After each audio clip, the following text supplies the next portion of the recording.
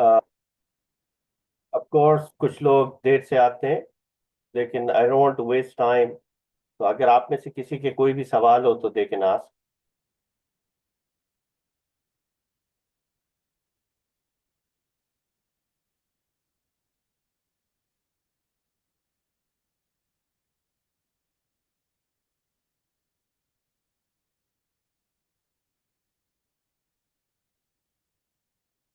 जी, किसी का कोई सवाल है?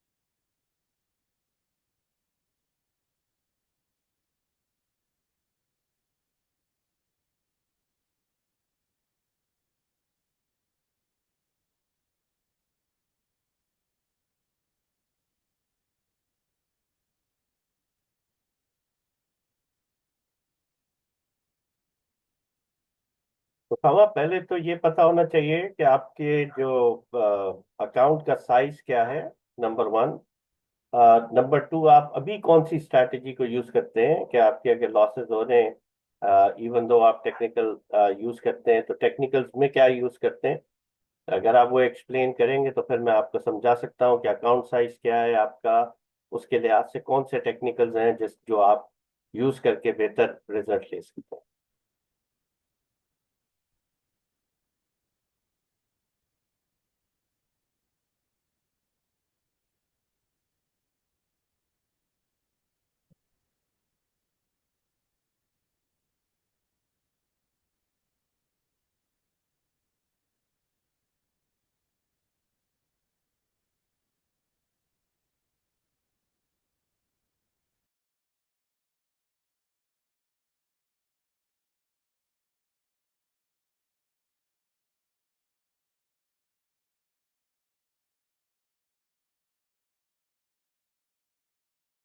मतलब आप लोगों को लगता है कि ये फेल हो गया है, कि टेक्निकल्स काम नहीं कर रहे हैं, मगर एज सच ऐसा होता नहीं है।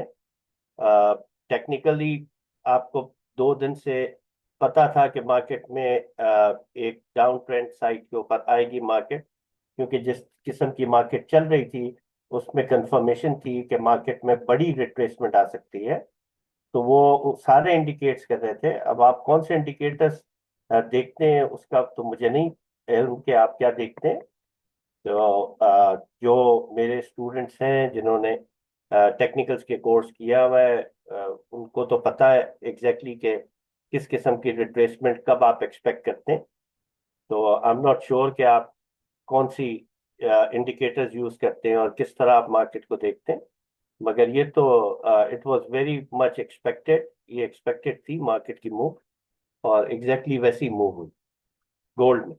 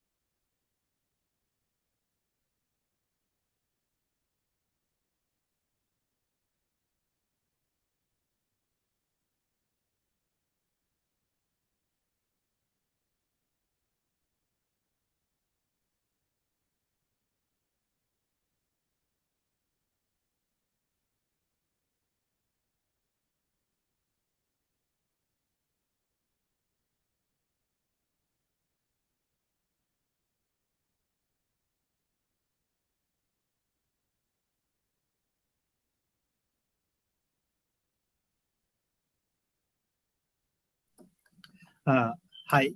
Is someone speaking? I just Yes, wanted to test. Okay. Thank you you. have any question you can ask. Okay. Thank you.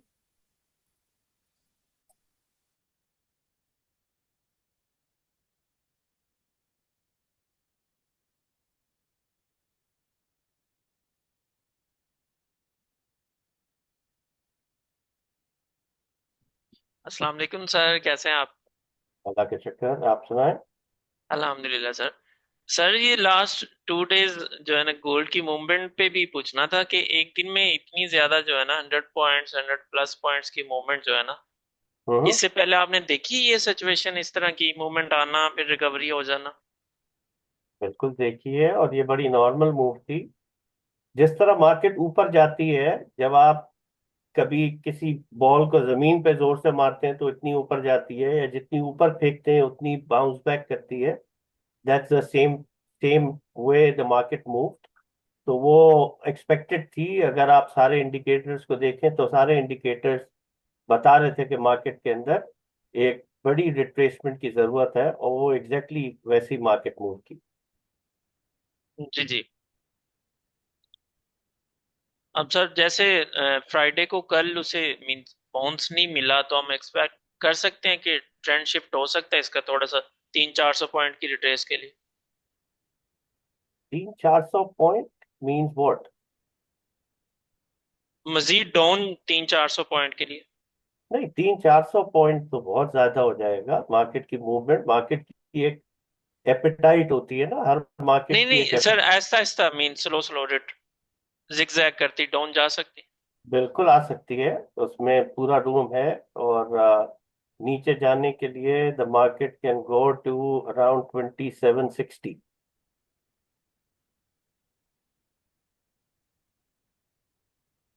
Sir और जो टैरिफ का सर यूएस स्टॉक पे आप क्या देख रहे हैं, लॉन्ग टर्म क्या इफेक्ट पड़ सकता है? जो रिकवरी हो सकती है उनकी, या लॉन्ग टर्म अच्छा रिजल्ट आएगा उसका? लॉन्ग टर्म उसका भी कहना तो कबल वक्त है। उसका रीजन ये है कि जब तक उस फियर क्या है, फियर ये है कि इन्फ्लेशन इंक्रीज हो जाएगा।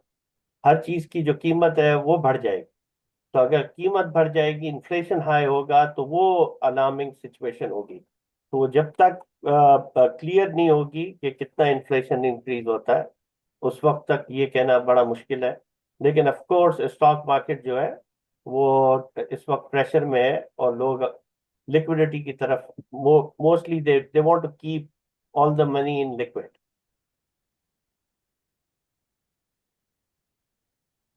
जी राइट सर, बिल्कुल ऐसे ही सर।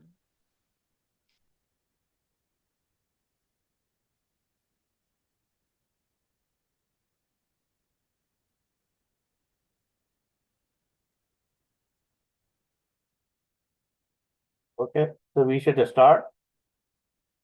आप में से किसी ने कभी पिवट पिवट पॉइंट को यूज किया है? कि पिवट कैलकुलेशन, जो पिवट मेथड है, उसको किसी ने कभी यूज किया है? नहीं सर, इससे पहले कभी नहीं यूज की। ओके।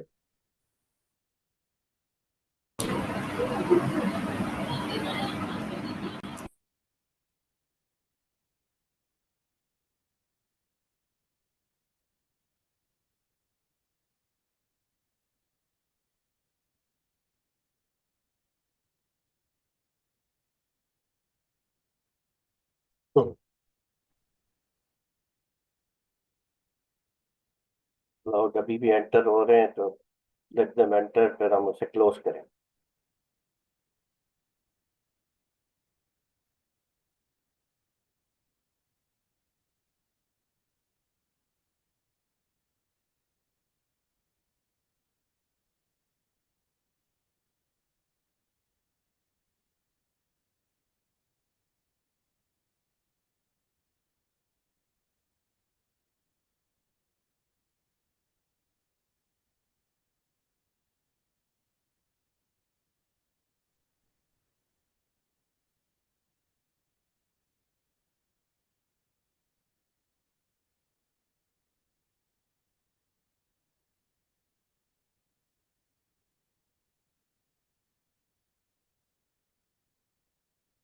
ओके, ये जो पिवट सिस्टम है ये बड़ा सिंपल है। और नॉर्मली ये जो फ्लोर ट्रेडर्स होते थे, ये तो अब ऑनलाइन ट्रेडिंग है, जब वो ऑनलाइन ट्रेडिंग नहीं होती थी और फ्लोर ट्रेडिंग थी, तो फ्लोर ट्रेडर जो है वो पिछले दिन के लिहाज से जो प्रीवियस डे का हाई लो ओपन क्लोज था उसकी बेसिस के ऊपर एक मैथमेटिकल फॉर्मूला निकाला उन्होंने और उसकी बेसिस के ऊपर काम करना शुरू किया उन्होंने।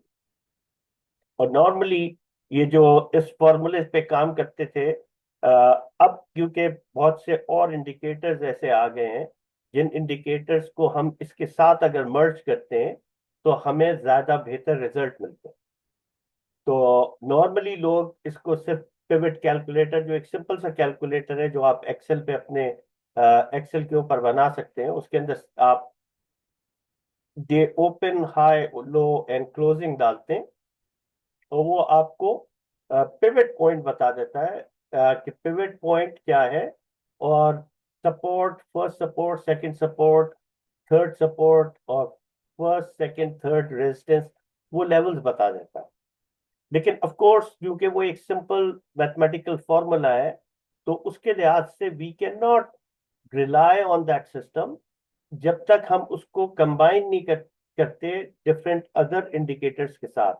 तो जब हम उनको उसको डिफरेंट इंडिकेटर्स के साथ कंबाइन करते हैं तो that give much more sense to us, कि अब उसमें ज्यादा सेंस नजर आती है और हमें समझ में आता है कि ये पिवट कैलकुलेटर हमें किस तरह सपोर्ट और रेजिस्टेंस बताता है।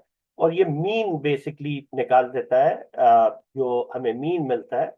Pivot point is like a mean, कि जो वो हमें वो बताता है। तो उसकी कैलकुलेशंस जो है वो बड़ी सिंपल कैलकुलेशन है। Let's start with it.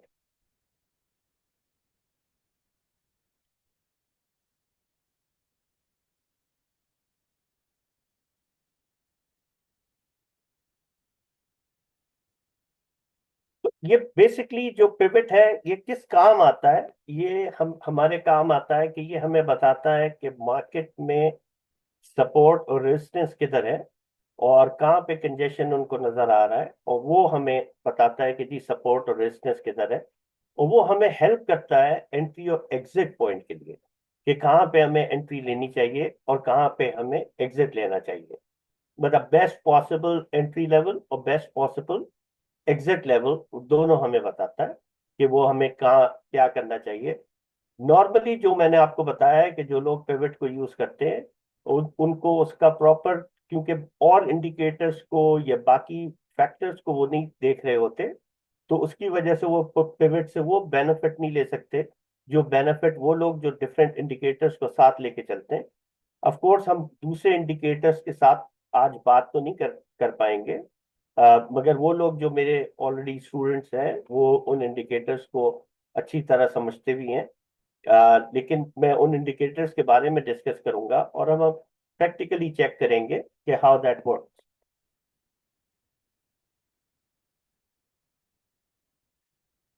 Pivot जो है it works in everything, like either you are trading in stocks or you are trading in commodities or you are trading in crypto, किसी चीज में फॉरेक्स किसी में भी आप काम करते हैं तो पिवट सिस्टम वर्क्स और वो काम करता है। मगर मैंने आपको बताया कि बाज दफा pivot system doesn't work because you don't combine with the other indicators. मगर आप अब दूसरे इंडिकेटर्स के साथ उसको मिला लेंगे तो उसके रिजल्ट आपको बहुत बेहतर नजर आना शुरू हो जाएंगे।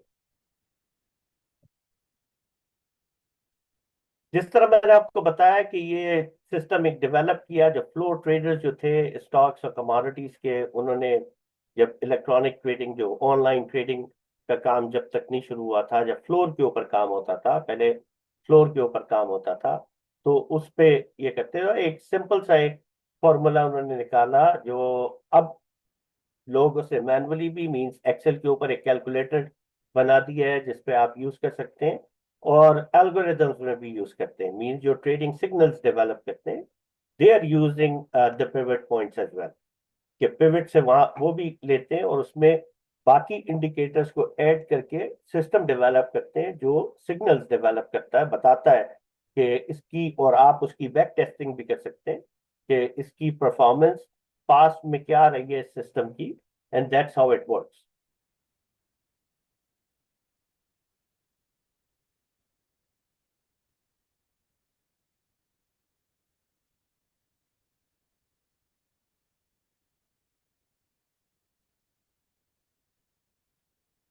लोग अभी तक आ रहे हैं।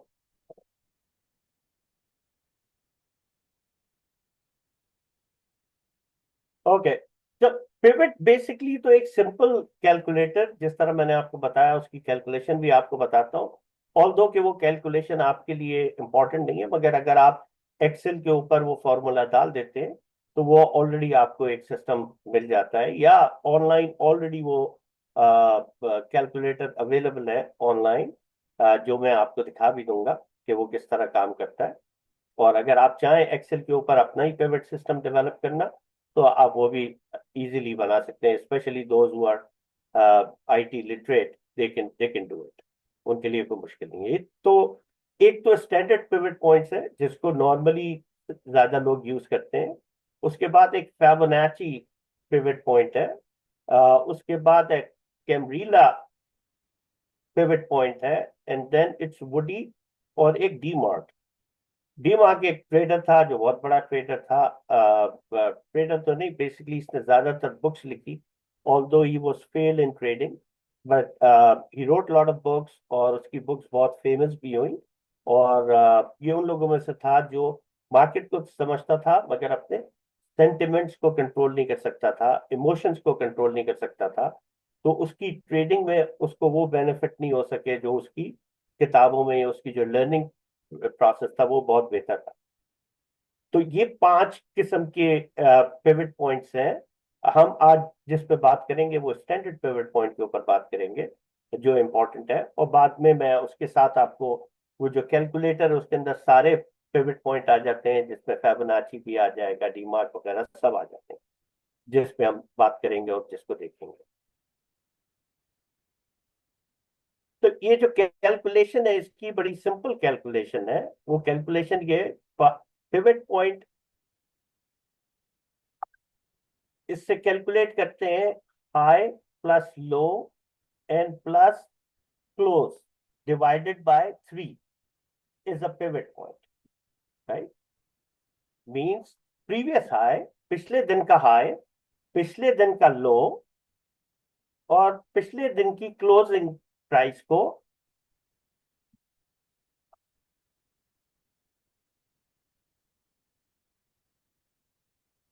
बीच में देर से लोग आते हैं तो वो बहुत डिस्टर्ब करते हैं।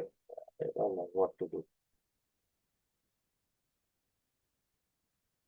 ओके, तो वो क्या करता है, high plus high plus low, high और लो को आप ऐड करें, प्लस क्लोजिंग प्राइस को ऐड करें, तीनों को ऐड करने के बाद उसको 3 से डिवाइड करेंगे तो एक पिवट पॉइंट आ जाएगा जिसे हम पीपी पॉइंट कहलाता है। और फिर उसको R1 रेजिस्टेंस 1 निकालने के लिए हम पिवट का नंबर, जो पिवट पॉइंट आया है, pivot point multiplied by 2 and minus the previous लो, जो पिछले दिन का लो था, उसको जब माइनस करते हैं तो हमारा R1 बनता है। R1 मींस फर्स्ट रेजिस्टेंस बनती है। रेजिस्टेंस पॉइंट हमारा बनता है pivot multiplied by 2 and minus low, previous low, वो हमारा R1 बनता है।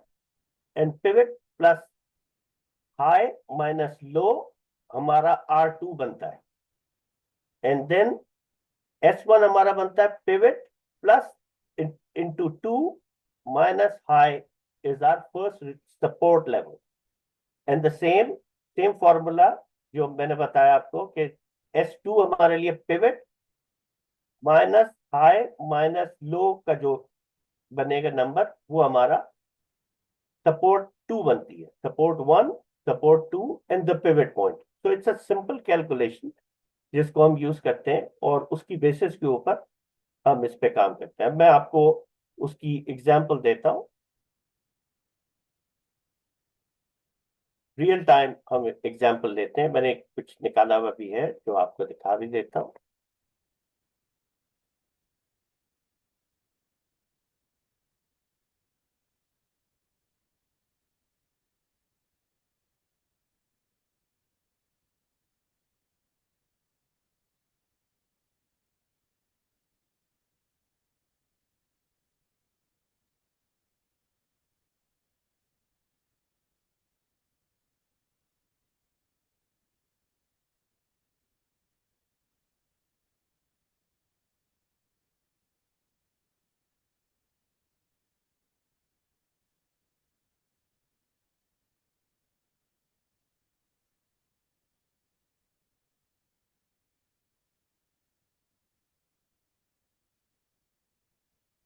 ये एक साइड है जो it's I guess it's a baby something, it's a babypips.com।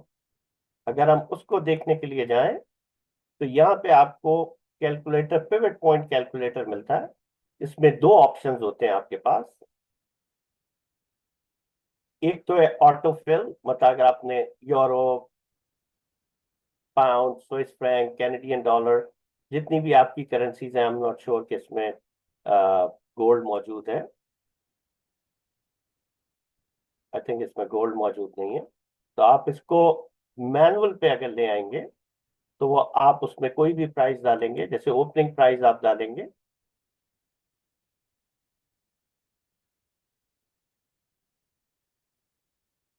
still people are coming।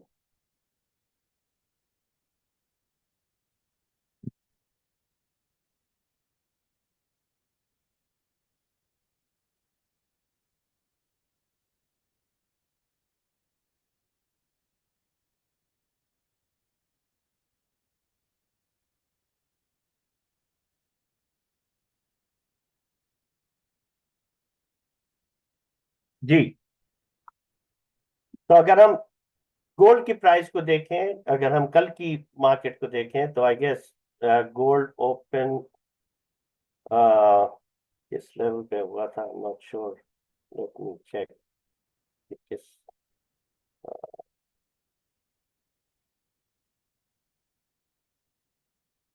Opening उसकी थी 3113 की। तो अगर हम इसमें 3113 डालेंगे,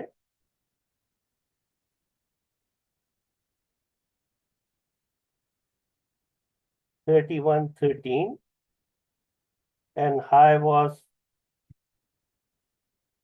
3137, low was 3015, and the closing price was 3038।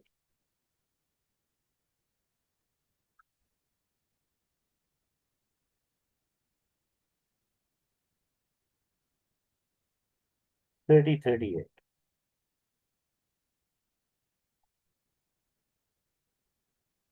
अब इसने कैलकुलेट करके आपको बता दिया कि पिवट पॉइंट जो है, अब ये हम मंडे की बात करें, जब मंडे को मार्केट ओपन होगी, उसके फोरकास्ट कर रहा है वो प्रीवियस डेटा से फ्यूचर के बारे में कि what market is expecting, right. कि पिवट पॉइंट क्या बता रहा है? पिवट पॉइंट बता रहा है कि 3063 is a pivot point, R1 is 3111, R2 is 3185 and R3 is 3233। Means पहली रेजिस्टेंस जो उसकी अपर साइड के ऊपर आएगी वो 3111 की है, अगर मार्केट पिवट पॉइंट के ऊपर मूव करे।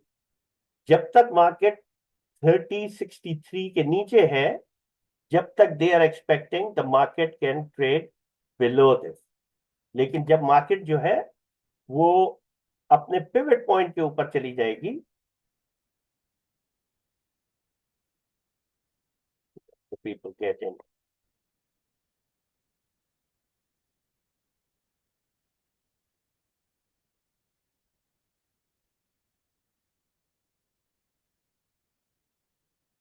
अच्छा, जिस तरह मैं आपको बता रहा था कि 5 डिफरेंट तरीके के पिवट पॉइंट, जो फिबोनाची भी, डी मार्क भी, और कैमरेला और वुडी, ये तीनों, ये पांचों जो हैं, why people are coming in, जब शुरू हो चुका है उसके बीच में आके क्या फायदा?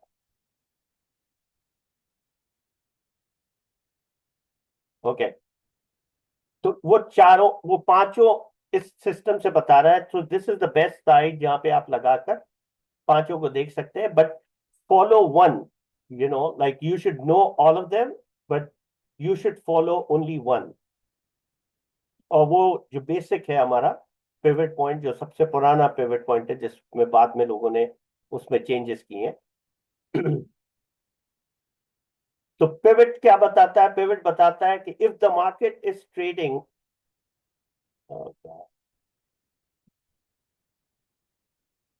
if the market is trading above the pivot point means market is heading towards the resistance point, कि मतलब अगर वो पिवट के ऊपर आ जाता है तो मार्केट के चांसेस हैं कि वो रेजिस्टेंस की तरफ चला जाएगा, और अगर वो पिवट के नीचे ट्रेड कर रहा है तो चांसेस हैं कि वो अपनी सपोर्ट लेवल की तरफ जाएगा, कि जो फर्स्ट सपोर्ट है उसकी तरफ जाएगा। और अगर फर्स्ट सपोर्ट को ब्रीच कर देता है, तोड़ देता है, तो वो सेकंड सपोर्ट, और अगर सेकंड को तोड़ता है तो थर्ड सपोर्ट।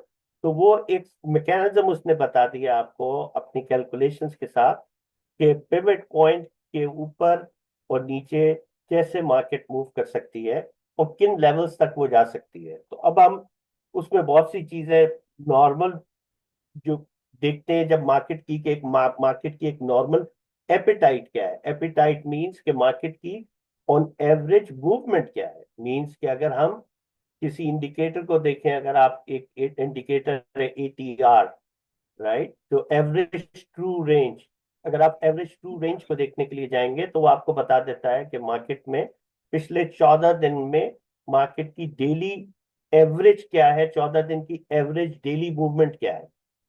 तो डेली मूवमेंट को अगर हम देखने के लिए जाएं, उसको देखें, तो अगर हम एक पिवट पॉइंट से लेके और सपोर्ट पॉइंट, फर्स्ट सपोर्ट को देखने के लिए जाएं, तो इट्स ऑलमोस्ट लाइक 75-76 डॉलर्स की मूव नजर आती है, which is very unlikely after specially a move of $100।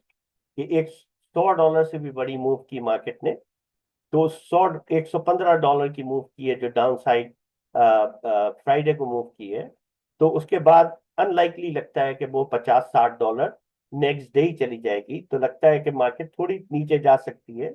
और एक साइकोलॉजिकल लेवल है कि साइकोलॉजिकल लेवल क्या होगा। आपको कोई बता सकेगा कि इस वक्त मार्केट का साइकोलॉजिकल लेवल क्या हो सकता है? एनीवन?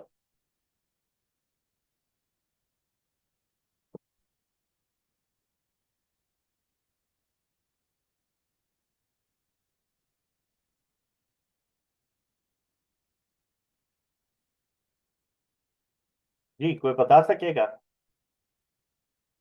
सर आपको 30-50 का, सर 30-50 का लेवल है इस टाइम एज ए सपोर्ट जो काम करे, साइकोलॉजिकल नहीं, रेजिस्टेंस भी काम कर सकता ये साइकोलॉजिकल लेवल नहीं है 30-50 का। साइकोलॉजिकल लेवल है 29 का। मींस इधर मार्केट टेस्ट 29.99। आप समझ रहे हैं? जब 29.99 आएगा तो वो 3,000 से कम हो जाएगा, चाहे वो एक एक डॉलर ही नीचे आ जाए। तो that's a psychological level. 29.99 is a psychological level. एक साइकोलॉजिकल नंबर है वो, कि जब भी कोई साइकोलॉजिकल नंबर, जिस तरह 29.95 तक या 99 तक आप कहते थे कि अभी तो यार 2900 पे है मार्केट, राइट। लेकिन जैसे ही वो 3,000 में आई, तीन का हिंसा आ गया, तो एक साइकोलॉजिकली जहन में आ जाता है कि ओ अब ये 31 की तरफ जा रही, राइट। और जब वो 29 पे थी तो वो 30 का टारगेट था, चाहे वो 29.85। तो साइकोलॉजिकल नंबर है ये। जिस तरह आप देखते थे ना, और डिफरेंट जगहों पे आप देखते होंगे सुपरमार्केट्स में और बहुत सी जगह जहाँ पे प्राइस टैग लगा होता है कि 49.99। मीन्स साइकोलॉजिकली वो आपको बता रहा होता है कि मार्क ये 50 रुपए से कम है। तो आप उसको 50 रुपए से कम तस्वर करने लगते हैं। लेकिन 50 रुपए हो या 59 रुपीज हो, you consider the same, it's above 50। तो जो साइकोलॉजिकल नंबर है दैट इज 29। कि 29, इधर 29, 29.99, कोई भी level, anything touching 29 means that's a psychological level. तो नॉर्मली जब मार्केट इस किस्म की मूव करती है, तो जो मैंने देखा है, जो अपने 36-37 साल की एक्सपीरियंस में, तो नॉर्मली मार्केट उन लेवल्स को छोड़ती नहीं है, राइट। और जिस तरह की मूव गोल्ड ने की थी, वो यही बताती है कि मार्केट अभी स्टे करेगी, इस रेंज बाउंड होगी, अपनी एक रेंज डेवलप करेगी, क्योंकि बहुत तेजी से ऊपर गई थी। तो इसका मतलब वो अपनी रेंज बाउंड में होगी। तो जो हमें R1 और मार्केट है, उसमें तो हमें जहां मार्केट क्लोज हुई है, मींस 38 के ऊपर क्लोज हुई है, तो 38 से लेके R1 दिखता हुआ मुश्किल नजर आता है। हाँ, पिवट पॉइंट को टच करते हुए मार्केट नजर आती है कि ये पॉसिबल है कि मार्केट पिवट पॉइंट को टेस्ट करे या थोड़ी इससे ऊपर जाए, और फिर वो टेस्ट करने के लिए जाए S1 की तरफ। राइट। जरूरी नहीं है कि मंडे को ही हो, मगर इस वीक भी हो सकता है, ये पॉसिबिलिटी है। तो हम जब उसकी मार्केट की किसी भी, जिस चीज में, कमोडिटी में, करेंसी में या स्टॉक्स में, किसी में भी हम काम कर रहे हैं, तो जब हम उसमें काम कर रहे होते हैं तो हम सबसे पहले जिस चीज में काम कर रहे हैं उसकी एक एपेटाइट देखते हैं कि इसकी एवरेज ट्रू रेंज क्या है। राइट, कि ये डेली कितनी मूव होती है, 1 रुपया मूव होती है, 2 रुपए मूव होती है, 50 पिप मूव होती है, $2 मूव होती है, $5 मूव होती है, वट एवर। राइट। वो आपको पता होना चाहिए, जब जाके आपको समझ भी आएगा कि how to use the pivot point. तो you should know the appetite of the market, कि मार्केट की एपेटाइट क्या है, और उस एपेटाइट के लिहाज से आप पिवट पॉइंट से ज्यादा बेनिफिशियल हो सकते हैं, कि आप उससे ज्यादा बेहतर तौर पे देख सकते हैं कि अगर ट्रू रेंज जो है, इट्स, लेट सपोज $42 है या $43 है गोल्ड की, तो आप अंदाजा लगा सकते हैं कि आज के दिन मार्केट $42 तक की मूव कर सकती है। राइट, कि $42 से अगर ज्यादा करती है तो इसका मतलब है कि market has got some abnormal move. और एबनॉर्मल मूव का मतलब क्या होता है? देयर इज मोर बायर्स और देयर इज मोर सेलर्स। अगर नीचे जा रही है, means more sellers, means there is lot of pressure in the market. जब भी नॉर्मल मूव से मार्केट एबनॉर्मल मूव करती है, जो एक नॉर्मल एपिटाइट है उससे मूव करती है, एंड दैट शोज कि there is some urgency either on a lower side और इन अपर साइड। मींस या तो वो ऊपर जा रही है तो हम कहेंगे कि मार्केट में तेजी है, लोग समझते हैं कि मार्केट में खरीदारी ज्यादा हो रही है, and the same with the bearish sign, कि अगर मार्केट नीचे की तरफ ज्यादा जा रही है, मींस ज्यादा ट्रेडर, ज्यादा वॉल्यूम, ज्यादा प्रेशर मौजूद है मार्केट के अंदर। सर मेरा एक सवाल था कि ये जो शेयर्स की बीटा वैल्यू होती है इसका पिवट पॉइंट्स के ऊपर क्या इन दोनों का आपस में रिलेशनशिप होता है पिवट पॉइंट सर? किसका पिवट पॉइंट हो, किसका? सर ये जो बीटा वैल्यू होती है एक बीटा होता है ना सर जो जो वोलेटाइल शेयर्स होते हैं बहुत ज़्यादा अप्स एंड राइट, डाउन जा रहे होते हैं राइट, राइट, तो राइट। इसका पिवट पॉइंट से कोई लिंक होता है सर? इट डिपेंड्स कि इफ द स्टॉक, जिस शेयर्स में आप काम कर रहे हैं, जिस कंपनी में आप काम कर रहे हैं, उसका वॉल्यूम क्या है। If the volume is higher, अगर ज्यादा वॉल्यूम के साथ मार्केट मूव करती है, देन इट्स गोना वर्क। अगर लो वॉल्यूम के साथ काम करिए, अगर आप पाकिस्तानी मार्केट के लिहाज से बात करें, तो पाकिस्तानी मार्केट में क्योंकि वॉल्यूम बहुत थिन है, और थिन वॉल्यूम के अंदर नॉर्मली टेक्निकल एनालिसिस उस तरह काम नहीं करते जिस तरह इंटरनेशनल मार्केट में हाई वॉल्यूम के ऊपर काम करते हैं। जो टेक्निकल एनालिसिस है, इस basically, it's what it is है क्या ये, it's analysis of a past behaviour of the market. तुम हेलो। जी जी। सर मेरा आपसे एक क्वेश्चन ये है कि अभी आपने फ्राइडे की वैल्यूज के ऊपर निकाला है पिवट पॉइंट 3063 और S1 है 2989। हम्म, ठीक हो गया। तो आप जब कह रहे हैं कि मार्केट S1 की तरफ लाजमी मूव करेगी अपने साइकोलॉजिकल लेवल लेवल की तरफ जो है, अगर कमिंग डेज में गोल्ड 60-70 पॉइंट ऊपर चला जाता है तो लाजमी बात है इसका जो डेली वीकली पिवट पॉइंट जो आज 3063 है वो तो ऊपर मूव हो जाएगा। अगर मार्केट ऊपर मूव करती है फर्स्ट के बुध जुमेरात वाले दिन, तो आपका S1 भी ऊपर मूव हो जाएगा जो साइकोलॉजिकल लेवल से ऊपर है। इट मीन्स कि फिर मार्केट वहां पे नहीं मूव करेगी। ये पॉसिबिलिटी तो है ना इस चीज की? बिल्कुल पॉसिबिलिटी है। ऊपर जाने के लिए सबसे पहले तो मार्केट पिवट पॉइंट को ब्रीच करेगी ना। जी। अगर उसने पिवट पॉइंट के नीचे हम्म। ट्रेड कर रही है तो कोई चांस नहीं है कि वो ऊपर जा रही है। ठीक नहीं राइट, सर, मेरा आपसे एक क्वेश्चन ये है, मार्केट मूव करती है 3063 तक, राइट। ठीक हो गया, और वो वहां पे रहती है, रेंज बाउंड रहती है 2 दिनों तक, ठीक फिर है, अल्टीमेटली आपका S1 जो है वो 3000 से ऊपर पे मेंटेन हो जाएगा। उसकी रेंज भी कम हो जाएगी। जी बिल्कुल। उसकी, ये जो ठीक है। पिवट पॉइंट्स है वो भी नैरो डाउन हो जाएंगे। क्योंकि अभी ठीक है। जो आपको बड़े पिवट पॉइंट नजर आ रहे हैं, डिस्टेंस बहुत बड़ा नजर आ रहा है, उसका रीजन ये है कि मार्केट की जो मूव थी वो इतनी बड़ी मूव थी, 125 $127 मार्केट गिरी है। इस वजह से आपको इतने बड़े बड़े गैप नजर आ रहे हैं सपोर्ट और रेजिस्टेंस में। लेकिन नेक्स्ट डे जब मंडे को मार्केट नैरो रेंज बनाएगी कि 30 40 50 डॉलर के अंदर बनाएगी, तो ऑफ कोर्स ये सारे जो है पॉइंट्स ये भी नैरो डाउन हो जाए। और सर ये ठीक जो पिवट पॉइंट होता है ये डेली बेसिस पे अपडेट हो रहा होता है मेरे ख्याल में, जो भी ट्रेडिंग आवर्स होते हैं या ट्रेडिंग डेज होते हैं उसके अंदर डेली अपडेट होता है ये। तो डेली इसके अंदर शफलिंग या मूवमेंट होती रहती है, चाहे अगर पॉजिटिव हो या नेगेटिव। और ये तो आप डेली तौर पे आप डेली डेली पे ही देखते हैं ना।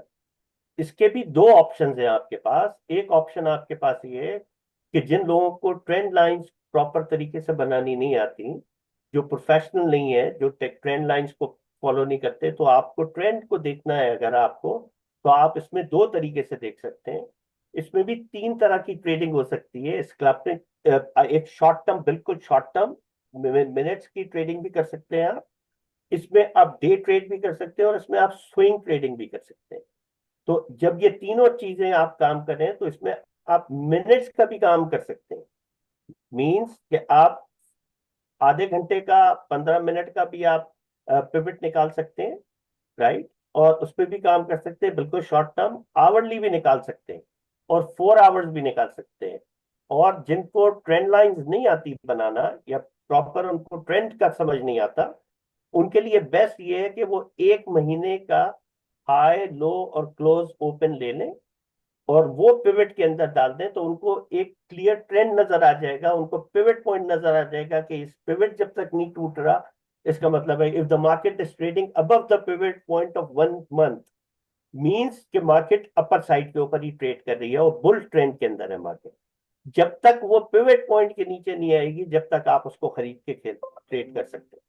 और सेम अगर शॉर्ट टर्म में काम करते हैं या डे ट्रेडिंग करते हैं, तो आप एक वीक का ट्रेंड ले सकते हैं और एक वीक का हाई लो ओपन क्लोज ले लें और वो पिवट में डाल दें, राइट। और पिवट नंबर आपको बता देगा सपोर्ट रेजिस्टेंस, और जो पिवट पॉइंट है वो आपको बता देगा कि ये डे ट्रेड के लिए आइडियल है। अगर आप इवन अपनी पोजीशन को छोड़ भी देते हैं 1 या 2 दिन के लिए, और वो पिवट के ऊपर है और आपकी बाय पड़ी हुई है, तो you still you feel you are secure, right. जी, कोई क्वेश्चन इसमें? Thank you sir. कोई सवाल इसमें जो आपको नहीं समझ आया? अच्छा सर, इसमें एक चीज़ बता सकते हैं हम, ये जो आपने बताया कि मिनट के लेवल तक या आर्ली या फिर इसको निकालने का तरीका कैसे होगा और उसको हम कैसे निकालेंगे? हाँ। ओके,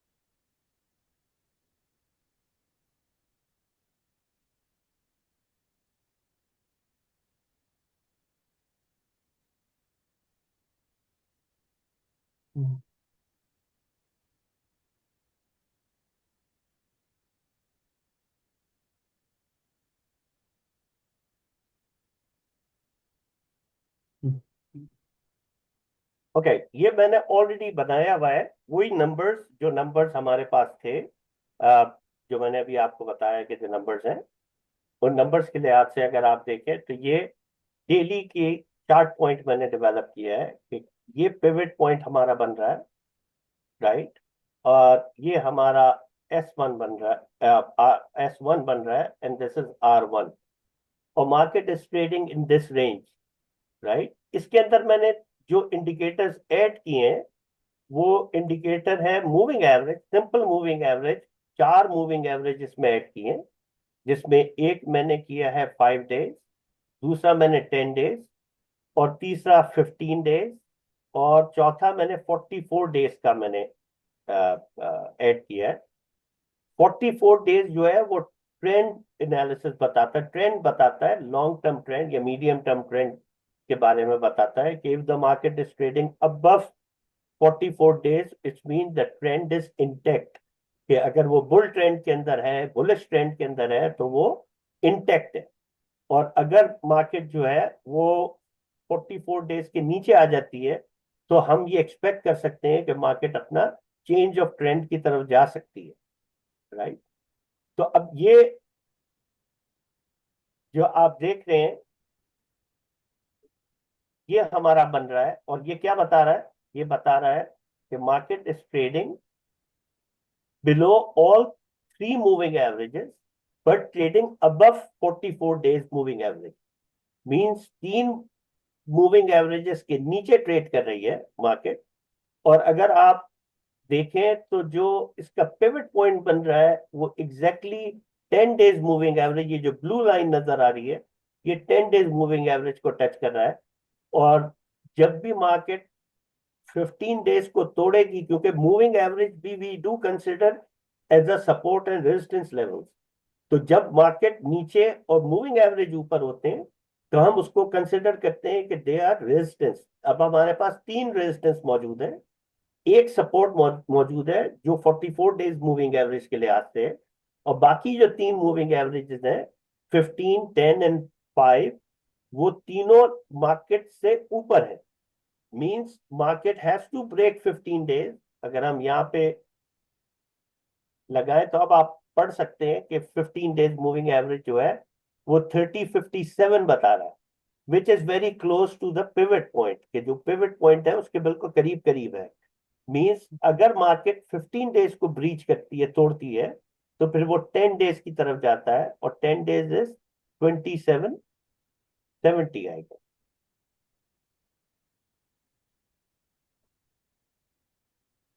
पॉइंट आ गया या 3070 का लेवल आ जाता है। वो 3057, देन 3070 एंड देन 3103 का लेवल बनता है। अस्सलाम वालेकुम सर। हाँ, डॉक्टर नेक मोहम्मद सर है। जी जी। सर ये जो आपने माशाल्लाह से बेहतरीन समझाया, लेकिन इसमें मैं थोड़ी सी पॉइंट ऐड करना चाहूँगा। सवाल तो नहीं है मेरा। जैसे आपने बताया ना कि ये 2099 का जो एक 99 का लेवल है साइकोलॉजिकल, तो अब मैं जैसे अब मैं वीडियो स्क्रीन भी शेयर कर सकता हूँ। तो एक ये लेवल आ रही है ना, तो यही एक ट्रेंड लाइन की भी लेवल आ रही है 2019, मतलब यहाँ से सपोर्ट पकड़ सकती है मार्केट, मुझे जो लग रहा है। एनालिसिस तो अलग चीज है, लेकिन वही पॉइंट आ रही है जो साइकोलॉजिकल लेवल आपको आप बता रहे थे ना, डिजिट्स के हिसाब से भी और ट्रेंड लाइन के हिसाब से भी वही आ रही है। राइट। अगर मगर अगर हम वीडियो इम्पोर्टेंस जो देते हैं वो इम्पोर्टेंस साइकोलॉजिकल नंबर को, अभी हम क्योंकि ट्रेंड लाइंस के ऊपर और बाकी इंडिकेटर्स के ऊपर बात नहीं कर रहे हैं, तो मैंने सिर्फ एक। और वहीं इसी लेवल से मार्केट ने सपोर्ट पकड़ के उठी है। पहले थोड़ा सा रिजेक्ट किया था, नीचे आई थी इसी लेवल से, फिर इसी 2099 का जो लेवल है, फिर जी जी। उसी से ही सपोर्ट पकड़ के मार्केट उठी है। तो ये इस हिसाब से भी साइकोलॉजिकल लेवल है। और मैं अगर हॉरिजॉन्टल लाइन निकाल रहा हूँ तो ट्रेंड लाइन को एग्जैक्टली वो इंटरसेक्ट उसी लाइन पे कर रही है, राइट मतलब वो अच्छी खासी सपोर्ट वहीं पे बन रही है नीचे से। राइट राइट, वो तो बन रही है, मगर मेरा तो सिर्फ समझाने का था कि नंबर्स का क्या इन्वॉल्वमेंट होता है, क्योंकि हम डिटेल में इसकी एनालिसिस तो नहीं कर रहे, मगर मैं एक नंबर बता रहा हूँ कि 2999 से जब वो 30 में आता है तो एक साइकोलॉजिकल नंबर है, या वो 28 पे आ जाए या वो 29 पे आ जाए। इसी तरह जब वो 100 आता है या 99 होता है, जब उसकी वैल्यू, उसकी समझ डिफरेंट होती है, जब वो 100 पे आता है, 3 डिजिट्स में आ जाती है कोई चीज, तो ये these are the psychological numbers. तो अभी हम उसकी अच्छा सर, इसमें इसमें ये चीज हम कर सकते हैं तो ठीक है, साइकोलॉजिकल नंबर समझ गया। मतलब जैसे R1 R2 R3 आपने बनाया, मतलब पिवट पॉइंट के हिसाब से, तो हम्म, मैं ट्रेंड लाइन को भी खींच के उसी लाइन पे लगा के देखूं तो देखूं अगर वहां पे ट्रेंड लाइन अच्छे से बन रही है तो R1 R2 R3 ऐसे कर सकते हैं। या नीचे से सपोर्ट लाइन भी बना लूं S1 S2 S3, बिल्कुल कर सकते हैं इसकी उसी सर वो लाइन इसको। तो पे लगा के।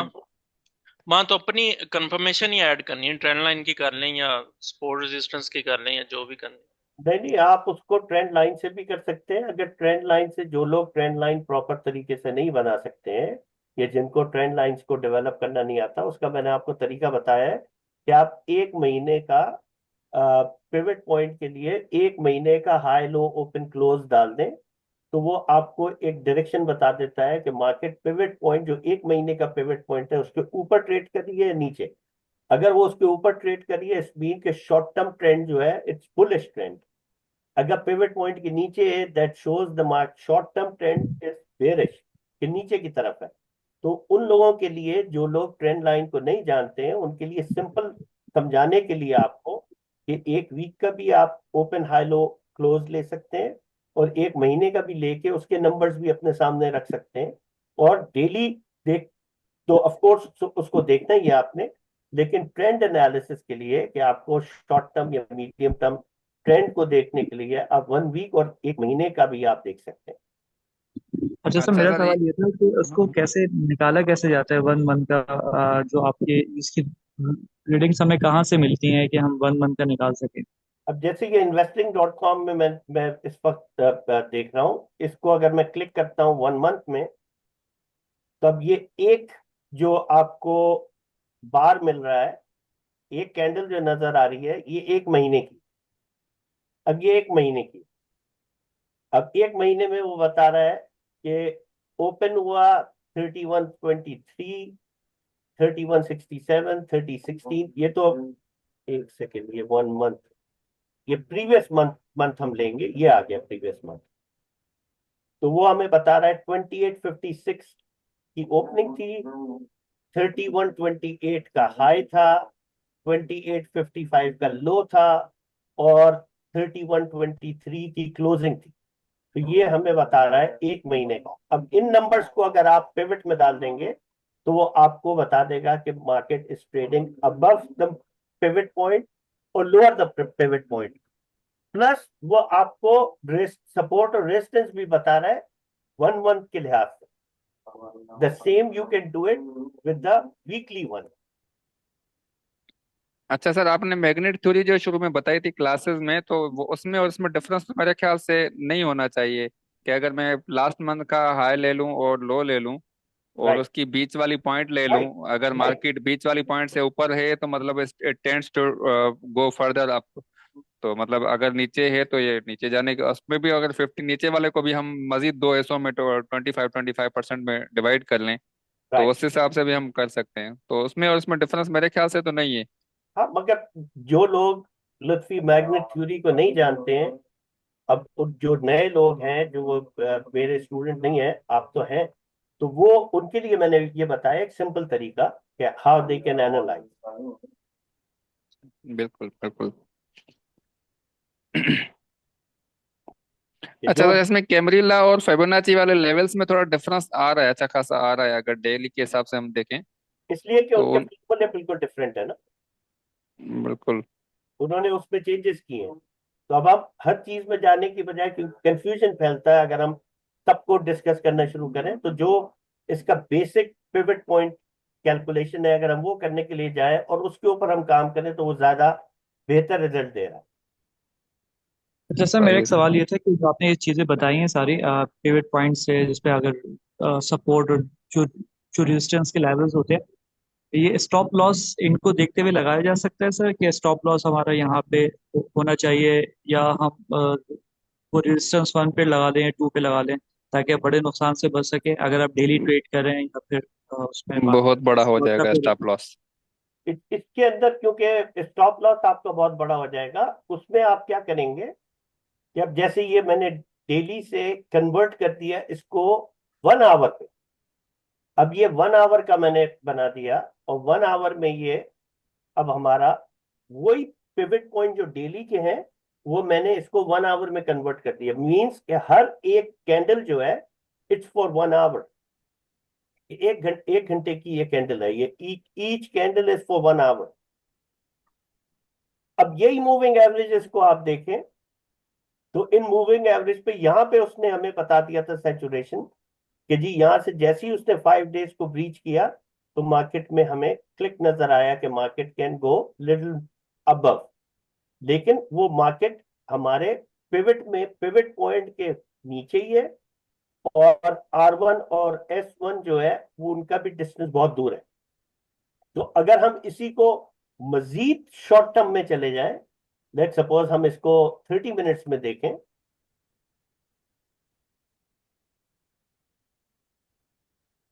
तो ये देखें, ये 30 मिनट्स का ये फॉर्मेशन डेवलप कर रहा है। तो सेम नंबर्स को लेके आप short term means 30 minutes, 15 minutes या 1 आवर या 4 आवर्स किसी में भी कन्वर्ट कर सकते हैं उसी ग्राफ को, और आप उसको बेहतर तरीके से उसका रिजल्ट देख सकते हैं कि कब उसमें चेंजेस आ रही है, राइट, कि शॉर्ट टर्म चेंजेस कब आ रही है। मतलब ये जरूरी नहीं है कि आप डेली के ऊपर ही सारा काम कर रहे हो। अगर डेली एबनॉर्मल मूव कर रही है मार्केट, तो आप शॉर्ट टर्म काम करना चाह रहे हैं, तो आप उसको शॉर्ट टर्म में भी लेके चले जाएं और इंडिकेटर्स डालें उसमें। मींस अगर मैं इसके अंदर एक और इंडिकेटर ऐड कर दूं जो आप लोगों के लिए आसान होगा उसको समझना, कि अगर मैं इसमें RSI ऐड कर दूं, रिलेटिव स्ट्रेंथ इंडेक्स, राइट, तो आप यहाँ पे देखेंगे कि रिलेटिव स्ट्रेंथ इंडेक्स में यहाँ पे हमें मार्केट में सैचुरेशन लोअर साइड के ऊपर, ये देखिए कि ये ऑलमोस्ट 25 के पास आ गया था। मींस जब 25 के पास आया है और इतनी बड़ी मार्केट की मूव हुई है, इसका मतलब है कि मार्केट थोड़ी सी किक लेगी अपर साइड के ऊपर। And that exactly happened in the last few hours. जो अभी हम 30 मिनट्स का देख रहे हैं, जो लास्ट 2-3 घंटे थे फ्राइडे के, जब वो 15 का लो बनाया और फिर मार्केट एंड में जाते जाते 40-42 तक गई, 42 तक गई, 30-42, राइट, और उसके बाद फिर वो बंद हुई 38 के ऊपर, राइट। तो आपको यहां से वो इंडिकेट भी कर रहा है कि कब सैचुरेशन लेवल आ रहा है। तो पिवट पॉइंट के साथ साथ आप उसके सैचुरेशन लेवल भी आप देख रहे हैं कि मार्केट कब अपने टॉप और बॉटम, अगर इसी को हम चेंज करें 1 आवर पे और सेम इंडिकेटर्स को ले, तो एग्जैक्टली ये देखें आप,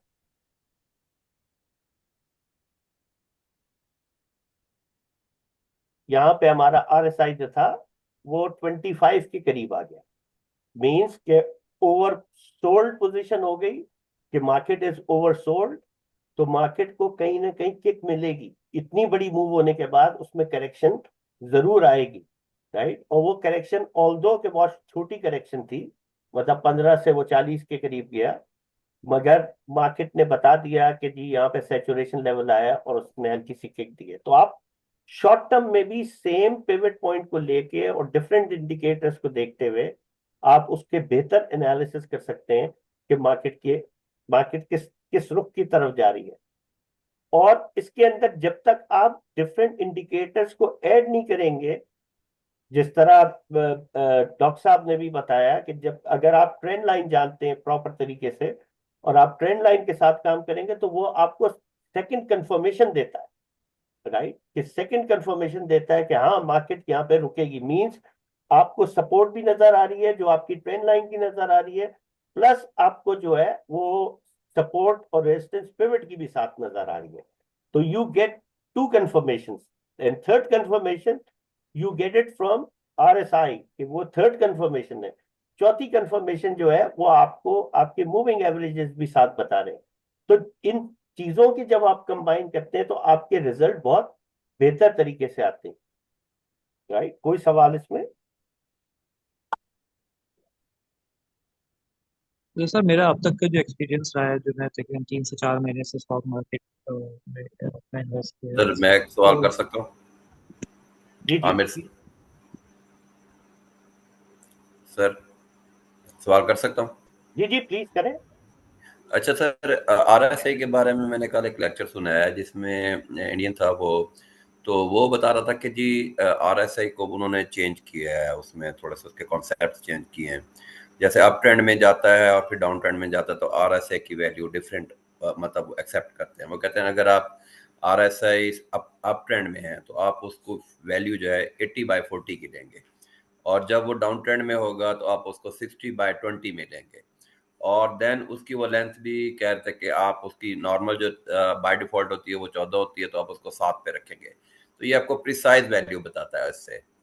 तो इस पे आपका जो मतलब है कि एक्सेप्टेंस लेवल है उसको फील करने का, और जो आपको ज़्यादा एक्यूरेट तरीके से बताता है। तो दूसरा मैंने उसको थोड़ा सा करके देखा है, लेकिन उसमें आई थिंक थोड़ी सी चेंज तो आती है, लेकिन इसके बारे में आपका क्या ख्याल है सर?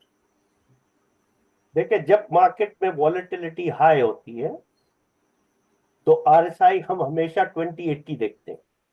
जब मार्केट में वॉलेटिलिटी कम होती है और नॉर्मल मार्केट मूव कर रही होती है, that is the time when we see 3070। RSI क्या है? RSI is a momentum indicator, जो मोमेंटम बताता है। तो अगर मोमेंटम हाई है, मतलब ऐसा नहीं कि मार्केट 80% पे आ जाए या 20% पे आ जाए तो यहां से जरूर मुड़ेगी। I have seen RSI 1, I have seen RSI 99, right? ये उन कंडीशंस में होता है जब कोई बहुत बड़ी न्यूज होती है, कोई बहुत बड़ी फंडामेंटल चेंजेस आ रही होती हैं। That is the time when the market moves like this. फिर वो इन चीजों को नहीं देखती कि 80 पे आ गई या 85, राइट? मींस खुदा ना खास्ता कल अगर पाकिस्तान में जंग होने लग जाए, राइट, जंग की सूरत हाल हो, तो आप ये नहीं देखेंगे कि मार्केट के क्या लेवल्स हैं, आपने अपने शेयर्स को बेचना है किसी भी प्राइस के ऊपर, राइट? तो जब हर आदमी बेचने के लिए चला जाएगा तो वो आरएसआई जो है, जब इतना ओवरसोल्ड हो जाएगा कि वो आरएसआई 1 पे भी आ सकता है, राइट? क्योंकि बायर ही मौजूद नहीं है। तो एक्सेप्शनल हालात के अंदर आरएसआई जो है, जब मार्केट में वॉलेटिलिटी बहुत ज्यादा होती है, उस मौके के ऊपर हम आरएसआई को 30 और 70 की बजाय हम 20 और 80 देखना शुरू कर देते हैं। और जो टाइम पीरियड आप बता रहे 7 दिन, ऑफ कोर्स उसमें आप टाइम फ्रेम को, अगर वॉलेटिलिटी 7 दिन में चेंजेस हुई हैं तो आप 7 दिन का लगा के देखें, राइट? 7 डेज का लगा ले, वरना 14 डेज का, क्योंकि एक एवरेज मूवमेंट है। अगर हाई वॉलेटिलिटी 14 दिन की है तो आप 14 दिन का ही देखेंगे, लेकिन अगर जी सर। वॉलेटिलिटी का टाइम पीरियड सिर्फ 7 दिन है या 5 दिन नो है। सर, जी। वोलेटिलिटी सर, एक बिल्कुल आपकी बात मैं समझ गया कि जब आप वोलेटिलिटी को चेक कर रहे हो, लेकिन इसमें उन्होंने ये भी बताया था कि जी अगर आप कंफर्मेशन से, फॉर एग्जांपल कि आप कोई ट्रेड लेने जा रहे हैं, तो उसमें आप उसको छोटे टाइम फ्रेम में भी देखेंगे, बड़े टाइम फ्रेम में भी देखेंगे। बड़े टाइम फ्रेम में जब आप उसको देखेंगे, अगर आरएसआई आपका हाई है और छोटे टाइम फ्रेम में भी वो आपको सपोर्ट कर रहा है, एक रेंज में आ रहा है, 20 से नीचे मतलब 20 से ऊपर है, मतलब 30 की रेंज में, और जो बड़े टाइम फ्रेम है वो तो वैसे ही ज्यादा होगा, तो उसमें फिर आपको ये कंफर्मेशन हो जाती है कि आपकी ट्रेड, और जब उसका आप लेवल कम करते हैं तो उसमें जो छोटी माइनर चेंजेस भी होती है वो भी वो एक्सेप्ट कर रहा होता है। और जब आप उसको बड़े टाइम फ्रेम में रखते हैं, मिसाल के 7 दिन से आप उसको 14 पे रखते हैं, उसकी वैल्यू जो लेवल की वैल्यू 7 से 14 पे रखते हैं, तो वो फिर वो माइनर चेंजेस को एक्सेप्ट नहीं करता। ये है सर इसमें। Number one, RSI is not a single indicator which tells you where the market is heading towards. There is 4 or 5 major indicators जिनकी बेसिस के ऊपर आप एनालिसिस करते हैं। RSI is one of the factor, but it's not the only factor। मतलब ये एक factor की बेसिस के ऊपर ट्रेड नहीं की जा सकती कि RSI की बेसिस के ऊपर ट्रेड की जाए, राइट? जिस तरह मैंने आपको बताया, उसमें आपको ट्रेंड देखना है, आपने उसमें मूविंग एवरेजेस देखने हैं, उसमें आपने डाइवर्जेंस देखनी है, या आपने उसमें बोलिंजर बैंड देखना है कि वहां क्या सूरत हाल हो रही है। तो it's not the only indicator जो आपको बताता है। प्रॉब्लम हमारे साथ जो आती है, वो प्रॉब्लम ये आती है बिकॉज आप लोग जब कोई वीडियो देखते हैं और वो बिट एंड पीसेस में देख रहे होते हैं। बिट एंड पीसेस से मुराद ये है कि एक वीडियो आपने आरएसआई की देख ली, वो आरएसआई नहीं, वो it's a combination of indicators which tells you where the market is heading towards, right? तो एक इंडिकेटर कोई नहीं है जो आरएसआई, जैसे आप आरएसआई देखते हैं, मैं आरएसआई देखता ही नहीं हूं, राइट? उसका रीजन क्या है कि मैं आरएसआई नहीं देखता हूं? आरएसआई अपनी कंफर्मेशन के लिए देखता हूं, मार्केट के लिए नहीं देखता हूं, because it's a momentum indicator. जब मार्केट की मूव सर तेज होती है तो मुझे पता होता है कि आरएसआई हाई है या आरएसआई लो की सर तरफ जा रहा है, क्योंकि वो कैन आई एक्सप्लेन मोमेंटम है। Can I explain sir something?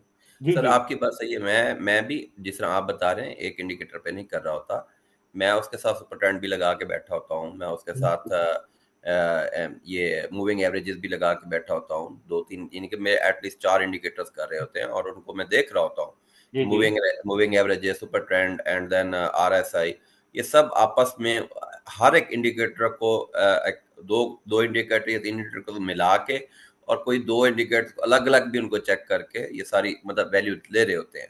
तो देन अगर मैं अपनी तौर पर ये आपसे कंफर्मेशन चाह रहा हूँ कि अगर हम इस तरह की स्ट्रेटजी जो उन्होंने बताई है, मैं पहले तो वही 14 वाला वैल्यू ले रहा था और मतलब कोई इसमें मसला भी नहीं था, लेकिन एक नई थ्योरी पेश की गई है कि जी आप जब ट्रेंड अपवर्ड हो तो आप उसको मतलब है कि 80/40 पे रखें, और जब आप कंसीव करें और जब बेरिश हो तो फिर आप उसको 60/20 पे उसको रियलाइज करें। तो इसके बारे में मैं आपकी बात समझ गया, मैं कोई एक इंडिकेटर RSI नहीं देख रहा मैं, ये आपकी बात सही है, मैं भी वॉल्यूम्स भी देखते हैं हम उसमें, RSI भी देखते हैं उसमें, मतलब हम मूविंग एवरेजेस भी देखते हैं, सुपर ट्रेंड को भी देख रहे हैं, 4-5 लगा के हम फिर उसको एक डिसीजन बना रहे होते हैं। तो आपकी इसके बारे में क्या राय है सर, काइंडली सर। तो अगर सर ने आपको तो वही बात कर दी ना कि जब मोमेंटम ज्यादा होगा मार्केट में, अब जंग सी सिचुएशन है, अब तो वो तो 80 भी काम नहीं करेगा, मार्केट तो 90 तक चली जाएगी, मार्केट तो 100 तक भी जा सकती है, 99 तक भी जा सकती है ना। आप एक चीज को समझें, एक बात को बड़ी सिंपल सर आपको ने बात। सर ने जंग के हालात के बारे में कहना कि जब आपके अब नॉर्मल से हालात हो, अब तो मैं नॉर्मल एक नॉर्मल हालात में सर इसकी बात कर रहा हूँ।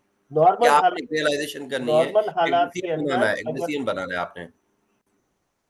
अगर नॉर्मल हालात में मार्केट है और मार्केट अगर 70 प्लस होती है या वो 30 के नीचे चली जाती है, और बाकी इंडिकेटर्स आपको बताते हैं कि मार्केट, RSI तो बता रहा है ओवरसोल्ड या ओवरबॉट हो चुकी है, और बाकी इंडिकेटर्स भी अगर सपोर्ट करना शुरू कर देते हैं आपको, तो then you can use the same 30-70।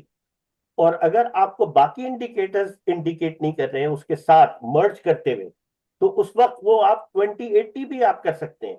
मगर इंडिकेटर्स पे डिपेंड करता है कि वो इंडिकेटर्स क्या बाकी इंडिकेटर्स आपको क्या बता रहे हैं, कोई एक सिम्टम नहीं है इसका, ये सारे सिम्टम्स को मिला के आप उसको डिसाइड करेंगे। राइट। तो आप इस चीज को समझे कि बाकी इंडिकेटर सिर्फ RSI को नहीं देख रहे, हम बाकी इंडिकेटर्स को ज्यादा इंपॉर्टेंस दे रहे हैं, क्योंकि ये तो मोमेंटम है। और मोमेंटम में जिस तरह मार्केट अगर तेजी से मूव कर जाएगी, अगर आप 1 घंटे का या 15 मिनट का ग्राफ देख रहे हैं, और आप ये जो 6:30 बजे अभी फ्राइडे को डेटा आया है, तो उसने एकदम ही जो नीचे स्लाइड किया, तो आपके सारे RSI वगैरह सब नीचे आ गए होंगे। राइट। तो ये देखना है आपने कि मार्केट के बाकी इंडिकेटर जो हैं वो क्या बता रहे हैं आपको, और डेली के क्या बता रहे हैं, और मिनट्स में क्या बता रहे हैं, उसके बाद आप डिसीजन। तो एक इंडिकेटर कोई नहीं है जिसकी बेसिस पर आप ट्रेड कर सकते हो। अब इसमें RSI में कुछ तो ये भी बात ऐड करता चला कि बोलते हैं कि भाई एक आपका 80 हो गया, 30 हो गया या 20 हो गया, बीच में 50 का भी लेवल होता है ना। तो कुछ ये बोलते हैं कि आप 50 से क्रॉस कर रही है तो मतलब आप India RSI is heading towards upper side, और 50 से डाउनवर्ड आ रही है और एंगल बना रही है, ऐसा कुछ भी बोलते हैं कि मतलब हेडिंग टुवर्ड्स डाउन साइड। वही लुत्फी मैग्नेट वाला सीन हो गया या पिवट पॉइंट वाली से बात हो गई कि वो जो 25% लेवल हो गया, 50% लेवल हो गया, तो उन लेवल्स के हिसाब से अगर 50 के नीचे जा रही है तो तो मकसद ये अब ये 30 की तरफ जाएगी, मतलब ये मार्केट सेल जाएगी, और उसकी 30 से ऊपर हुई है, ऐसा भी उसकी कुछ बोलते हैं। कंफर्मेशन जो है, उसकी कंफर्मेशन इस तरह होती है कि नॉर्मली जब RSI 50 के नीचे चला जाता है, तो वो 45 और 55 के दरमियान हम कंसिडर करते हैं कि market might trade in a range, कि रेंज बिल्कुल, बाउंड मार्केट होने वाली है। एग्जैक्टली। लेकिन जब वो 45 के नीचे चली जाती है, जब वो हमें बताती है कि market is heading towards down side towards 30। इसी तरह जब 55 के ऊपर जाती है, जब वी कंसिडर के now the market picked up, then it might go to 70। Right. तो ये बिल्कुल सर। 45 और 55 के दरमियान जो है वो हमें बताता है कि मार्केट इज रेंज बाउंड, कि रेंज बाउंड में आ सकती है, मार्केट में कोई ट्रेंड नजर नहीं आ रहा। राइट। टिल वो 45 या 55 को ब्रीच करे। बिल्कुल सही, एग्जैक्टली सही कह रहे हैं। अच्छा, कुछ लोग तो यूं भी बोलते हैं ट्रेंड लाइन, मैंने देखा भी है, अगर आप भी यहाँ पे भी देख लें अगर आजमा के, कि ट्रेंड लाइन मतलब ये कैंडल स्टिक्स को हम लाइन चार्ट में अगर कर लेते हैं और RSI को वैसे जैसे लाइन चार्ट है वैसे ही, तो एक ही चीज होती है, जैसे ऊपर लाइन चार्ट मूव कर रहा होता है वैसे RSI मूव कर रहा होता है, तो अरे ऐसा कोई डिफरेंस नहीं होता। ट्रेंड लाइन आप RSI पे लगाएं या ट्रेंड लाइन आप उस पे लगाएं, बात एक ही होगी। राइट। अगर अगर आप ये अभी मैंने लाइन चार्ट बना दिया, अगर आप इसको RSI अब इसमें लगाएं, तो आपको ऑलमोस्ट सेम वही नजर आएगा। ये देखें, ऑलमोस्ट सेम मूव आपको नजर आ रही सेम ही है, ग्राफ शक्ल एक ही जैसी है। है। राइट, वो नीचे की तरफ आया है तो ऑटोमेटिकली वो भी नीचे आ गया। अब यहाँ पे आप देखें तो वो 70s में जा चुका था, 78 तक चला गया था RSI, और वो एक ही दिन के अंदर गिर के ऑलमोस्ट 53 54 के पास आ गया। तो इसी वजह से तो ये लैगिंग लीड इंडिकेटर है, तो फायदा तो वैसे वही जैसे मार्केट अख्तियार करेगी रूप, वैसे ही RSI ऊपर जाएगा, मार्केट ऊपर जाएगी RSI ऊपर जाएगा, मार्केट नीचे जाएगी। RSI is not a lagging indicator. RSI is a leading indicator. Leading सिर्फ एक वॉल्यूम नहीं है सर, बाकी तो नहीं सारे मेरे ख्याल से। नहीं नहीं, RSI is a leading indicator कि वो मार्केट के साथ मूव कर रहा हो। अच्छा सर, ठीक ठीक। वो मार्केट के साथ मूव कर रहा हो। सही सही। बाकी इंडिकेटर जो है जैसे मूविंग एवरेज हो गया और बाकी जितने इंडिकेटर्स हैं, most of them they are lagging indicator. Lagging indicator वो इंडिकेटर्स होते हैं जो मार्केट के मूव होने के बाद मूव होते हैं, मींस बाद में एक्शन लेते हैं। और लीडिंग हम्म, इंडिकेटर्स वो होते हैं जो मार्केट के साथ मूव कर रहे होते हैं। ठीक ठीक सर। सुपर ट्रेंड होता है, सुपर ट्रेंड के अंदर जो फैक्टर्स होते हैं, ये फैक्टर्स को किस तरह अप्लाई करते हैं, ये बता सकेंगे प्लीज? स्टॉक के लिहाज से बात कर रहे हैं आप? जी सर, स्टॉक के वाले से।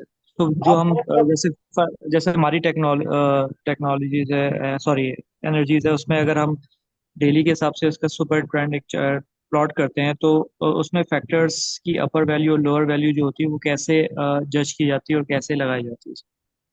जो मार्केट की एवरेज 52 वीक्स की मार्केट की रेंज बाउंड है, उससे आप निकालेंगे कि जो 52 वीक्स की हाई लो और क्लोज है, उससे आप निकालेंगे। राइट। जो स्टॉक एक्सचेंज में जो लोग काम करते हैं, स्पेशली जो पाकिस्तानी स्टॉक एक्सचेंज में, जिस तरह मैंने आपको बताया है कि स्टॉक एक्सचेंज में वॉल्यूम बहुत कम है। इतना कम है जो आप सोच भी नहीं सकते कि एक छोटे ब्रोकरेज हाउस जो अमेरिका के अंदर है, उसका वॉल्यूम ज्यादा है पाकिस्तान के पूरे स्टॉक एक्सचेंज से। राइट। तो जो एक दरमियाने किस्म का ब्रोकरेज हाउस से कम हमारा वॉल्यूम है, तो ऐसी मार्केट जहां पे आपका वॉल्यूम कम होता है, वहां पे आपके टेक्निकल्स और जहां आपके फंडामेंटल्स भी आपको प्रॉपर नहीं मिलते या एग्जैक्ट नंबर्स नहीं मिलते, ऐसी मार्केट के अंदर the best strategy of trading in stock market is money management. कि if you manage the funds properly, और कीप इन माइंड कि if the market will go down 30%, आपके पास इतने फंड्स हो कि 30% तक आप खरीद सकें कोई भी आइटम जो भी आप ले रहे हैं, तो उसको डिस्ट्रीब्यूट करें इस तरह कि मार्केट अगर 30% तक चली जाए तो आप मार्केट में सरवाइव कर सकें and keep buying it. Right. तो stock market, Pakistani stock market का behaviour is totally different because of the low volume and when the market the volume is low, उसमें उसकी वो क्रेडिबिलिटी नहीं रहती टेक्निकल एनालिसिस की। मैंने बताया ना कि टेक्निकल एनालिसिस क्या है। Technical analysis is simple, it's the past behaviour of the market. और जब आपके बिहेवियर चेंजेस बहुत तेजी से होते हैं, तो वो आप उसको जज नहीं कर पाते। राइट। तो अगर आप जज नहीं कर पाएंगे, यही पाकिस्तानी स्टॉक एक्सचेंज क्योंकि लो वॉल्यूम है, और लो वॉल्यूम के अंदर आपको वो प्रॉपर इंडिकेट नहीं करता जिस तरह उसे करना चाहिए। एक ट्रेंड तो है, आपको क्लियर नजर आ जाता है कि आप ट्रेंड ट्रेंड को देखते हुए आप काम कर रहे हैं। राइट। लेकिन अगर आप वैसे देखें तो मार्केट के अंदर जब डिप आती है तो वो कैसी डिप आती है, मेरे ख्याल से आपने अभी तक उसका उसका बेयर ट्रेंड नहीं देखा। अगर आप बेयर ट्रेंड देख लें पाकिस्तानी स्टॉक मार्केट का, तो देन यू विल फील कि ये मार्केट क्या कर सकती है। राइट। मतलब इन 2008 में मार्केट वाज अराउंड 18,000 समथिंग, और वो कुछ महीने के अंदर 4,500 आ गई। राइट। 18,000 से 4,500। राइट। तो जब मार्केट गिरने के लिए आती है, जब गिरती है मार्केट, तो वो इतनी तेजी से गिरती है because of the low volume के पार्टिसिपेंट्स कम है। जब बेचने के लिए आएंगे तो इतनी तेजी से बेचेंगे कि वो बेचते ही चले जाएंगे और खरीदार कोई नहीं होगा। जब खरीदार बहुत होंगे और बेचने वाले भी बहुत होंगे, तो वो जो बेच रहा है खरीदार भी मौजूद है। तो इस मार्केट, पाकिस्तानी स्टॉक मार्केट के अंदर आपके टेक्निकल एनालिसिस उस तरह काम नहीं करते जिस तरह इंटरनेशनल मार्केट के अंदर करते हैं, जो आपको बहुत एक्यूरेसी से काम करते हैं। और टेक्निकल एनालिसिस के अंदर काम क्यों किया जाता है? मतलब अगर फंडामेंटल एनालिसिस भी हैं जो अगर फंडामेंटल्स को जानते हैं, वो टेक्निकल एनालिसिस की तरफ क्यों जानते हैं? कोई बता सकेगा इसका reason? Why people follow the technical analysis? What, क्या रीजन होगा फंडामेंट जी? फंडामेंटल जो है उसमें बहुत ज्यादा आपको नॉलेज चाहिए होता है फील्ड के बारे में, बहुत ज्यादा उसमें फैक्टर्स होते हैं जो आपको देखने पड़ते हैं। टेक्निकल में आप उतने फैक्टर्स को कैटर नहीं करना पड़ता, न्यूज को नहीं देखना पड़ता।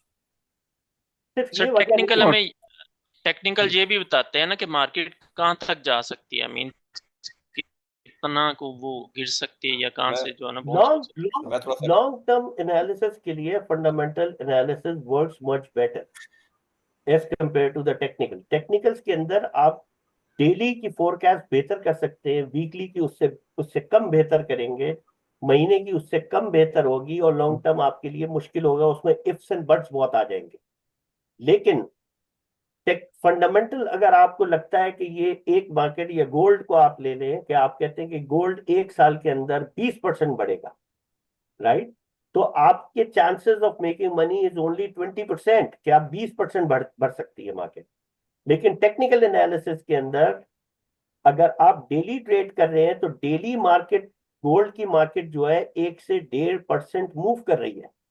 मींस 250 दिन के अंदर मार्केट 250% से 300% मूव कर रही है।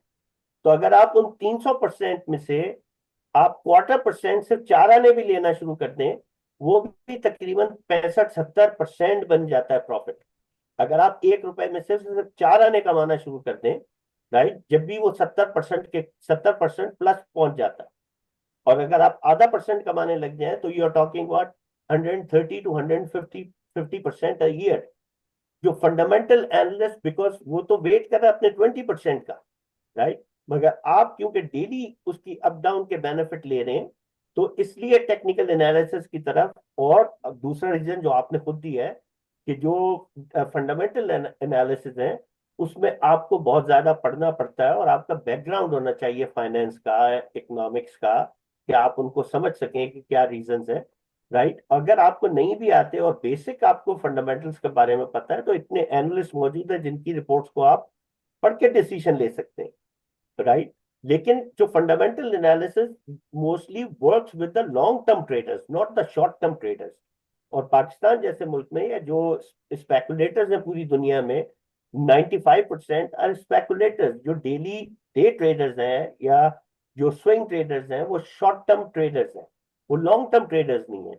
और शॉर्ट टर्म ट्रेडर्स के लिए उनको अगर 1% की मार्केट मूव करती है, 1% में आपको डेली का बता रहा हूं कि अप एंड डाउन का, लेकिन अगर कैलकुलेट किया जाए जो मार्केट की मूवमेंट है, तो market move close to 3 to 5% a day.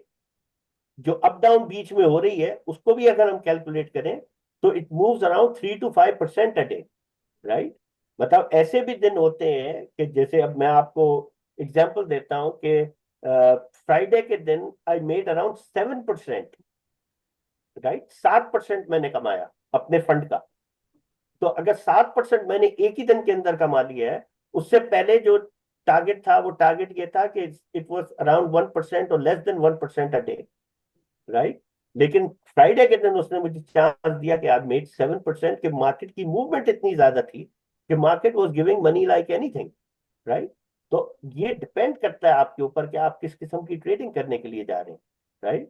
जैसे आप मोस्टली जो टेक्निकल ट्रेडर्स हैं, जो टेक्निकली सिर्फ काम करते हैं और जो सिर्फ फंडामेंटल्स को नहीं जानते हैं, उनके पास सिर्फ एक ही ऑप्शन होता है कि वो टेक्निकल एनालिसिस को फॉलो करते हैं, राइट। लेकिन जिन लोगों का बैकग्राउंड है, जैसे मेरा मास्टर्स किया हुआ हूं मैं इकोनॉमिक्स के अंदर, तो मेरा टेक्निकल्स के साथ फंडामेंटल्स भी साथ हैं, तो I am a techno fundamentalist. मैं फंडामेंटल्स को साथ लेके टेक्निकल एनालिसिस को देखते हुए काम कर रहा होता हूँ।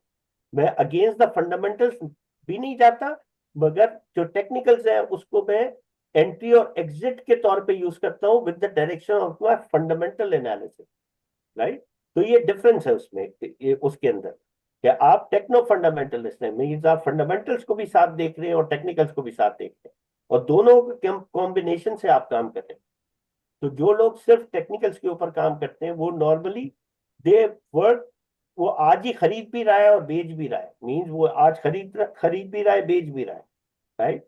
लेकिन मैं आई गो इन वन डायरेक्शन, राइट। अगर मुझे गोल्ड बुलिश नजर आता है तो मैं सिर्फ गोल्ड को खरीदूंगा, अगर मुझे गोल्ड बेरिश नजर आ रहा है तो मैं सिर्फ बेचूंगा, उससे गोल्ड को खरीदूंगा नहीं फिर, राइट। मीन्स जो मैं बेच रहा हूँ उसी को खरीदूंगा, मगर मैं लाइक सेल नहीं करूंगा उसको, सेल करके काम नहीं करूंगा। आई विल बाय, अगर मुझे ऊपर नजर आ रहा है तो I will only buy, right. जी, कोई और क्वेश्चन किसी का? जी मेरा एक क्वेश्चन है। तो हम्म। इंडिविजुअल इंडिकेटर्स और लाइक ट्रेंड लाइन और स्पोर्ट्स वो सारी तो समझ में आती हैं।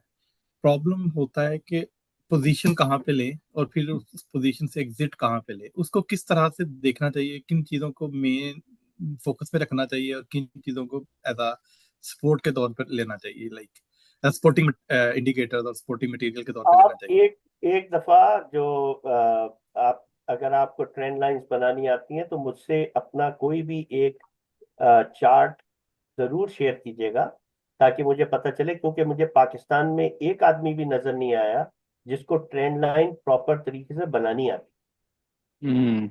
तो आप जो दावा कर रहे हैं कि आप ट्रेंड लाइन आता है, तो अगर आप शेयर करें तो हम, I sure. Can tell you कि आपको कितनी ट्रेंड लाइन बना दी थी। I am sorry to say, but this is what I have seen, और यही मेरा काम है, राइट। तो बिल्कुल। Trend line is an art, it's a art. इसकी प्रैक्टिस चाहिए होती है बहुत ज्यादा, और ट्रेंड सही लाइन को मार्केट की समझ के साथ आपको अगर आता है तो फिर आपको ट्रेंड लाइन की समझ आएगी। मतलब मुझे सही बाकी किसी इंडिकेटर्स की जरूरत नहीं होती, मुझे सिर्फ अपने ट्रेंड लाइंस के ऊपर ही मैं काम कर सकता हूँ, सही सही। पर राइट। यही मैं आपसे आखिर में कहने आई विल वाला था, टेल जब लेक्चर एंड करें तो ये ट्रेंड लाइन आखिर में निकाल कर थोड़ा सा बताइएगा। मैंने आपसे पहले भी रिक्वेस्ट रखी थी, शायद अभी डिस्टर्ब नहीं करूंगा, दूसरे भी बैठे हुए हैं। जी आप जी। अपना टॉपिक कंप्लीट कर लेते हैं, हम शायद कभी किसी और दिन ही भले रख लें। अब लेकिन आपको मैंने नेक्स्ट, पहले भी रिक्वेस्ट रखी थी कि ट्रेंड लाइन थोड़ा सा दोबारा, क्योंकि मैंने आपसे सेंटर पे पढ़ा था लेकिन प्रैक्टिस नहीं की थी, थोड़ा सा भूल गए हैं या उतना स्किल्स नहीं आ रहे। चीजें तो समझ गए थे लेकिन स्किल्स नहीं आ रहे। डॉक्टर साहब इंशाल्लाह इसका नेक्स्ट मंथ, हाँ एग्जैक्टली, नहीं एंड नहीं ऑफ दिस जब आप मंथ एक वेबिनार रख देंगे इसके ऊपर, जिसमें सिर्फ ट्रेंड लाइंस के ऊपर बात करेंगे कि how to make a trend line. मतलब ट्रेंड लाइन लोग जो है कितनी गलत बनाते हैं, राइट। उनको आइडिया ही नहीं है कि ट्रेंड लाइन को किस तरह डेवलप किया जाता है।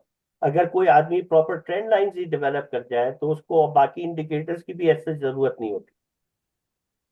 जी, और किसी का कोई क्वेश्चन? शाम को जी। सर ट्रेंड लाइन के ऊपर कोई कोर्स ऑफर कर दें डिटेल में। ट्रेंड लाइन जो मेरे कोर्सेज होते हैं, जो टेक्निकल एनालिसिस का ओके। कोर्स है, उसके अंदर सारी ठीक है, चीजें, जो मूविंग एवरेज, आरएसआई, बुलिंजर ठीक बैंड, है। सारी चीजें तो कवर आपका भी होती हैं। नेक्स्ट बैच कब कब स्टार्ट होगा? ये 12th को होपफुली। है, 12 अप्रैल से शुरू हो रहा है, ये ओके। मेरा लास्ट बैच है, क्योंकि इसके बाद फिर मैं अमेरिका चला जाऊंगा। ओके ठीक है। जी, तो और कोई क्वेश्चन किसी का हो?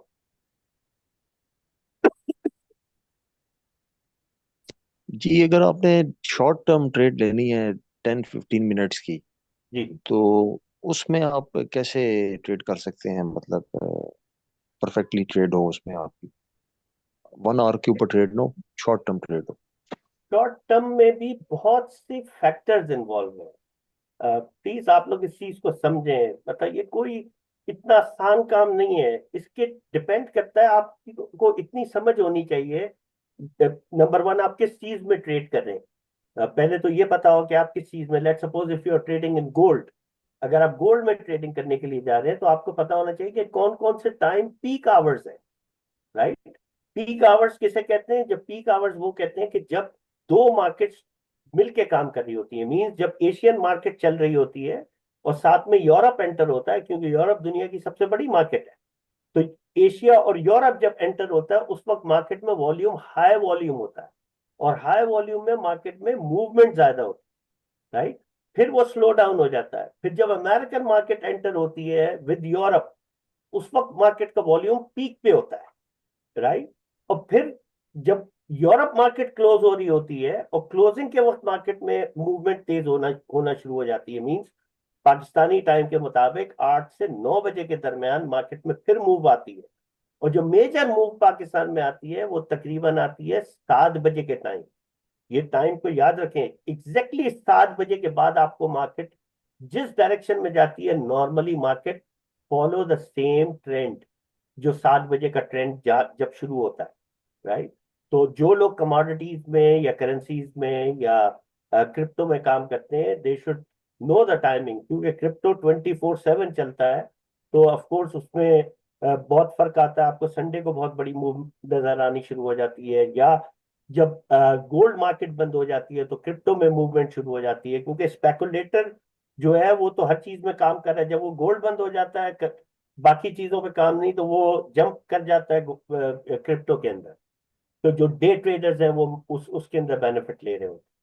तो आपको टाइमिंग्स का पता होना चाहिए, फिर इंडिकेटर्स का पता होना चाहिए कि कौन से इंडिकेटर्स जो है शॉर्ट टर्म में प्रॉपर काम करते हैं। प्रोफेशनल तरीके से आपको अगर इंडिकेटर्स को यूज करना आता है तो फिर आप शॉर्ट टर्म में काम कर सकते हैं। लेकिन नंबर वन, आपको उन सारे इंडिकेटर्स की समझ होनी चाहिए, उसकी लॉजिक्स के साथ समझ होनी चाहिए। सिर्फ ये यूट्यूब पे देख के या किताब में पढ़ने के बाद आपके पास वो नॉलेज नहीं आ सकती जो आप, you should have that knowledge. आपका कोई मेंटोर होना चाहिए जो आपको गाइड करे कि इसको किस तरह देखना है और किस तरह करना है। और फिर don't follow any mentor blindly. Always remember कि आप पहले जो भी चीजें सीखे उसको पहले आप मॉक ट्रेडिंग करें, मींस डेमो अकाउंट के ऊपर काम करें, और देखें कि आपका क्या रिजल्ट आ रहा है, कि 1 महीना 2 महीने जितना टाइम आप देखना चाहते हैं, क्या ये system, if this system works and this system is making money for me. अगर वो सिस्टम आपके लिए पैसा कमा के दे रहा है, देन नथिंग लाइक इट। लेकिन अगर वो सिस्टम पैसा कमा के नहीं दे रहा, then it's useless, then follow something else. जी, और कोई सवाल? आपका जो कोर्स होगा उसकी टाइमिंग्स वगैरह क्या होंगी, उसका क्या स्केड्यूल होगा, ये वीकली सिर्फ मतलब कितनी ये क्लासेस सिर्फ होंगी, थोड़ा गाइड कीजिएगा। ये सिर्फ सैटरडे और संडे के दिन होता है, क्योंकि बाकी दिन तो मैं अपना पोर्टफोलियो संभालता हूँ, तो उस वक्त तो मुझे टाइम नहीं मिलता। सिर्फ सैटरडे संडे मेरे पास टाइम होता है। सैटरडे को मेरे ख्याल से 7 बजे से क्लास होती है, और संडे को शायद 4 बजे से क्लास शुरू होती है। और वीक में 2 ही क्लासेस होती हैं, और 1 महीने के लिए। लेकिन हाँ, यानी कि मैं तकरीबन सबको 8 क्लासेस में आप कवर कर देते हैं इसको सारे को। जी, 8 क्लासेस में कवर कर देता हूँ, एक सब्जेक्ट। लेकिन मैं सबको सजेस्ट ये करूंगा कि अगर सर की क्लास लेने जाएं, क्योंकि मैंने तो क्लासेस ली हुई हैं, तो पहले मैं यूट्यूब्स का वो सारे दिन लेक्चर सुनना, ये वो निकालना बहुत मुश्किल होता है। फिर हम सर से सर ट्रेंड लाइन पढ़ा रहे होते हैं, कभी हम बोलिंजर बैंड का सवाल कर रहे होते हैं, कभी सास का सवाल कर रहे होते हैं, कभी हम आरएसआई का सवाल कर रहे होते हैं। वो क्लास भी पूरी डिस्टर्ब हो जाती है। तो लेकिन जो भी अगर मेरे फ्रेंड्स भाई जो भी जाए लेक्चर अटेंड करने, तो पहली रिक्वेस्ट मेरी वही वही होगी कि पहला सारी चीजें भूल के फिर जाएं। वरना जो फिर सर ट्रेंड लाइन सिखाए ना, सिर्फ ट्रेंड लाइन पे फोकस करें ना, तब भी आप माशाल्लाह से अच्छा अर्न कर लेंगे, मैं एनालिसिस सबसे अच्छा हो जाए। पहले बोलता हूँ कि सीखना बहुत आसान काम है, मगर अनलर्न करना, जो चीजें सीखी हैं उसको भूलना बहुत मुश्किल काम है। और नाइन्टी बिल्कुल परसेंट एग्जैक्टली। लोग 90% लोग जो पाकिस्तान में काम करते हैं, वो क्योंकि इमेच्योर लोगों से सीख रहे होते हैं, डिफरेंट बिट एंड पीसेस में सीख रहे होते हैं। तो वो एक गलती जो करते हैं वो पूरी जिंदगी वही गलती, क्योंकि उनको बताने वाला भी नहीं है कि वो गलती कहाँ कर रहे हैं। तो अगर जो भी मेरी क्लासेस लेते हैं उनको पहली चीज मैं बोलता हूँ कि जो आपने पहले पढ़ा और सीखा है उसको भूल जाए। जब तक आप वो भूलेंगे नहीं, आपको मेरी समझ नहीं आएगी, राइट। और फिर मैं जो समझाऊं उसको आप समझे और फिर उसकी प्रैक्टिस करें। अगर आपको लगता है कि मेरा सिस्टम अच्छा है, उससे पैसा कमाया जाता है, मॉक ट्रेडिंग करें, डेमो अकाउंट खोलें, उस पर उसको यूज करें। और अगर आपको लगता है कि ये सिस्टम काम करता है, तो nothing like it, follow it.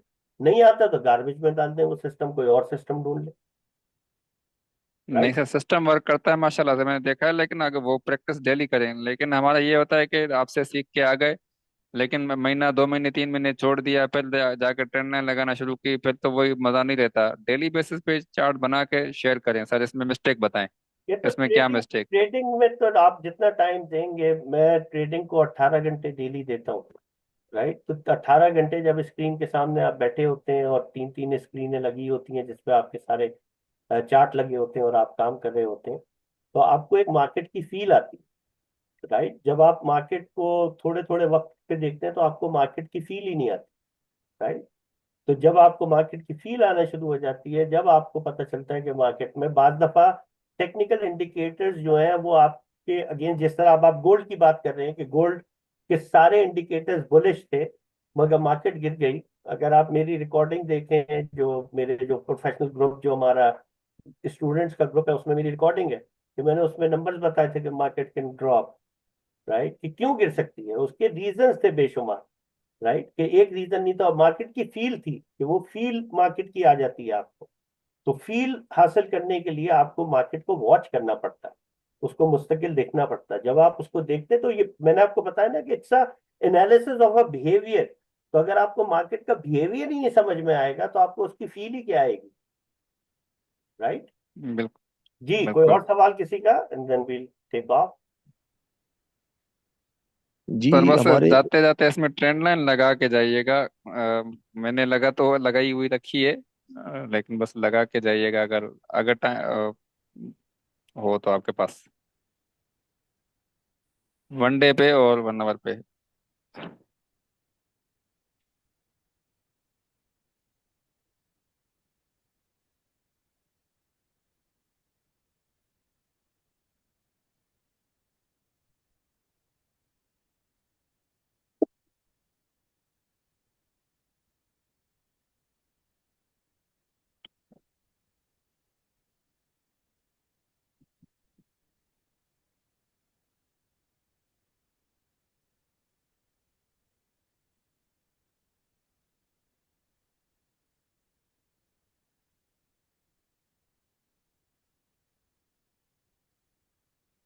अब जो मार्केट ने अपना चेंज ऑफ ट्रेंड किया, तो वो जो चेंज ऑफ ट्रेंड था वो जब ये ट्रेंड लाइन को उसने ब्रीच किया, and now it's heading towards this point. सही सही। और वो जो ऊपर से लाइन निकालते हैं लगाते हैं वो इसमें नहीं निकलेगी। उसकी जरूरत नहीं है इसको। अब जब तक मार्केट इस लाइन को ब्रीच नहीं करेगी तो वो दोबारा अपर ट्रेंड की तरफ नहीं आएगी। और अगर आप देखें तो यही हमारे पिवट पॉइंट भी यही आ रहा है हमारा ऑलमोस्ट, बिल्कुल सर।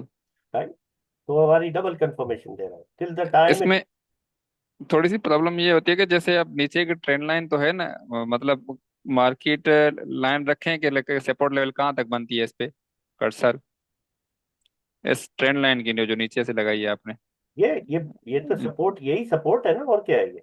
सर बिल्कुल सपोर्ट है, लेकिन हाँ, वो जो लाइन को आगे खींच के जाता हूँ तो मार्केट आहिस्ता आहिस्ता जाके घूम करके रीड के फिर वो आहिस्ते आगे जाके अटैच टच करती है ट्रेंड लाइन को। वो कहीं भी मतलब करे। आगे। ये तो ट्रेंड लाइन आपको वक्त के साथ बता रही है ना, ये जरूरी नहीं है कि वो आज ही करेगी। वो किसी भी लेवल के ऊपर हो सकता है, वो इस रेंज के अंदर आके इसको टेस्ट कर दे। अभी अगर मार्केट, इसको मैं अगर बार में ले जाऊं, अब ये कल के दिन जो लोएस्ट पॉइंट होगा वो लोएस्ट पॉइंट ये है 3006, सही राइट। सही बिल्कुल। ये 3006 का है। लेकिन अगर इसे 11/4 को ले जाए तो ये यही पॉइंट हमारा बन जाएगा 3028। हाँ वही चाहता कि आगे की जैसे जितना खींचता जाऊंगा तो वो लेवल चेंज होती जाएगी, तो वो आप लेवल कैसे ऑफ कोर्स, सपोर्ट बताते हैं कि ये सपोर्ट है। क्योंकि उसकी डायरेक्शन इस तरह है ना, तो हमें ये पता है कि market maximum can go to this point. लेकिन अगर आज नहीं गया तो कल क्या होगा, परसों क्या होगा, हम टाइम के साथ बता सकते हैं, दिन के साथ बता सकते हैं कि किस दिन क्या इसकी मूवमेंट हो सकती अच्छा सही सही है, राइट। बिल्कुल। मतलब ये एक्सटेंशन बनाते हैं, एक्सटेंशन हमें फ्यूचर का बता रहा होता है कि, और अगर मार्केट इसके नीचे चली जाती है मींस कि अब ये इसकी जो सपोर्ट थी वो रेजिस्टेंस में तब्दील हो गई, सही सर। फिर जो ऊपर वाली ट्रेंड लाइन निकले वो रेजिस्टेंस खत्म, फिर ये वाली रेजिस्टेंस काम फिर ये करेगी। रेजिस्टेंस में आ जाएगी। सही। अच्छा मैं तभी निकाली हुई थी ना, मैं सोचा था आप ऊपर से लाइन निकालते हैं, वो तो इसमें निकलने का चांस ही नहीं है। मैंने कहा देखो सर कहाँ से निकालते हैं लाइन, ऊपर से भी निकालते हैं ना वैसे, ऊपर तो से मार्केट जो बॉक्सेस में फंसाते हैं। वो इसलिए है कि आपके पास ऊपर तो ये लाइफ हाई इसके ऊपर है ना, तो आपके पास ऊपर से कोई सपोर्ट ही नहीं है जहां से आप लाइन ड्रॉ कर एक- सकते हैं। अगर हमने शॉर्ट टर्म लाइन सही ड्रॉ करनी है तो शॉर्ट सही टर्म लाइन सही। नहीं बनेगी।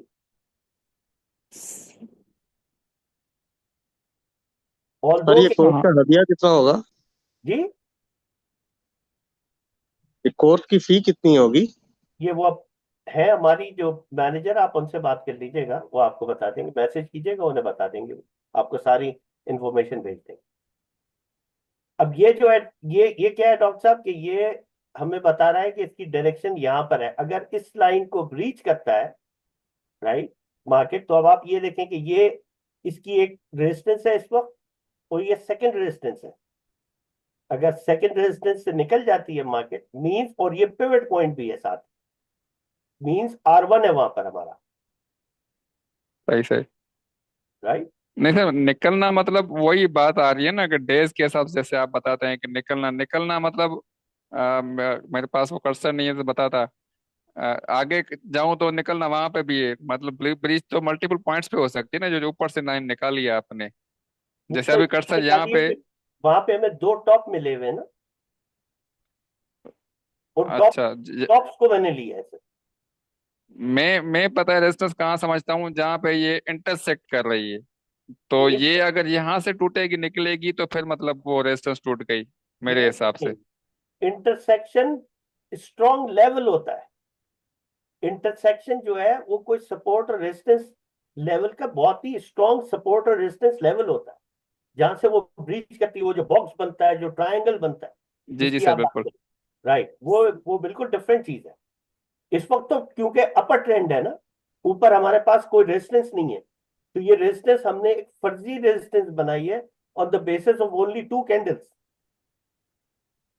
सही बिल्कुल राइट। बिल्कुल बिल्कुल। सर मेरा एक सवाल है। जी जी। सर ये सवाल है कि ये चार्ट जो है टाइम कितने टाइम 5 मिनट के चार्ट के ऊपर ट्रेड अच्छा मुनासिब रहती है, या 15 मिनट के ऊपर इसका शॉर्ट तरीका टाइम है के लिए? कि सबसे पहले आप उसको डेली के ऊपर देखते हैं, पहले आप डेली के ऊपर बनाते हैं ताकि आपको पता चले कि ओवरऑल ट्रेंड क्या चल रहा है, राइट, उसकी डायरेक्शन क्या है मार्केट। उसके बाद आप जाके उसको मिनट्स में ले जाते हैं, चाहे आप उसे 1 घंटे में देखें, आप उसे 4 घंटे का देखें, आप 30 मिनट्स का देखें या 15 मिनट्स का देखें। जितना छोटा टाइम फ्रेम होगा उतना मार्केट में लॉजिकल नहीं होगा, right. Logical long term means daily graph आपका ज्यादा लॉजिकल है, उसके बाद 4 आवर्स है, उसके बाद 1 आवर है, और उसके बाद 30 मिनट्स या 15 मिनट्स पे आप, क्योंकि सर मेरा एक 15 लास्ट मिनट क्वेश्चन है। जी जी। जब हम डे डे पे जाते हैं और फिर एक 1 आवर पे आते हैं, तो हम उसमें maximum high and maximum low identify कर लेते हैं। राइट, अगर हम उसको लेके अब शॉर्ट टाइम ड्यूरेशन पे जाते हैं, तो उस टाइम वो काम कर रहा होता है, तो उसमें क्या कहते हैं कि वो अच्छा टाइम होता है कि ट्रेड लेने के लिए? आपको बाकी इंडिकेटर साथ रखने हैं ना उसके। जी जी। आपने अगर डेली ग्राफ लिया है, उसमें आपने लाइंस भी बना दिए हैं, आपने उस पर हम्म, सारे इंडिकेटर्स डाल दिए हैं, तो वो आपको पहले तो डेली में बता दिया उसने कि क्या है।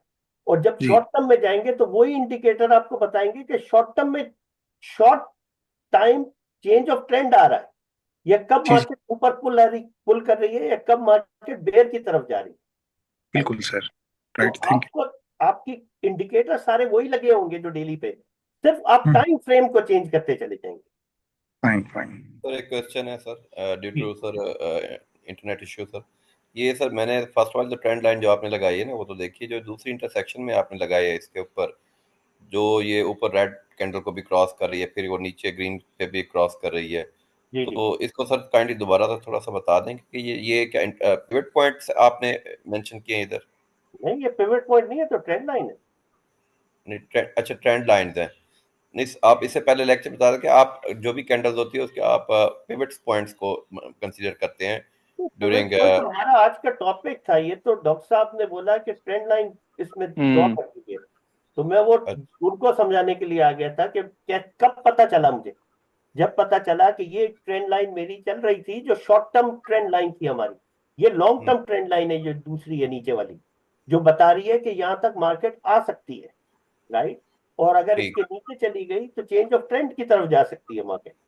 तो जब जी जी शॉर्ट जी। टर्म में मार्केट ने इस ट्रेंड लाइन को तोड़ा, जिस ट्रेंड लाइन के ऊपर मार्केट ट्रेड कर रही थी, उस वक्त उसने कंफर्मेशन दे दी कि market is going down now, सही। राइट। सही। ठीक है, और कोई सवाल, लास्ट सवाल, फिर उसके बाद हम बंद करें आज। I have to go. Sir आप रेस्ट कर। ठीक है, ओके जी, बहुत शुक्रिया आप सब लोगों का, thank you. Thank you sir. कल टेक्निकल एनालिसिस के ऊपर ये क्वेश्चन आंसर का सेशन है हमारा, आई गेस 4 या 5 बजे, मुझे नहीं पता क्या टाइम है। तो अगर कोई उसमें आना चाहता है, कोई क्वेश्चन है उसके, तो वो वहाँ पे उस सेशन के अंदर वो अपने सवाल जवाब कर सकता है, जो क्वेश्चन आंसर सेशन ही है उसमें। तो कोई भी चीज साइंस के बारे में या सपोर्ट रेजिस्टेंस के बारे में या किसी इंडिकेटर के बारे में कोई बात करना चाहे, जो भी आपके सवाल हो वो आप आके कल के दिन आप सर ये कल 4-5 बजे जी वो आप मालूम कर लीजिएगा। आपको निदा बता देंगे कि कब है, मुझे याद नहीं कि कब है, मतलब मेरे ख्याल से 4 या 5 5:30 पे 5:30 पे। अब ओके 5:30 पे है, तो 5:30 के ऊपर वो होगा, और 1 घंटे का सेशन होता है संडे, जिसमें आप अपने कल क्वेश्चन संडे, कल संडे को सर। जी संडे के दिन। ठीक इंशाल्लाह। थैंक यू सर, इंशाल्लाह। Thank you, thank you. Thank you sir.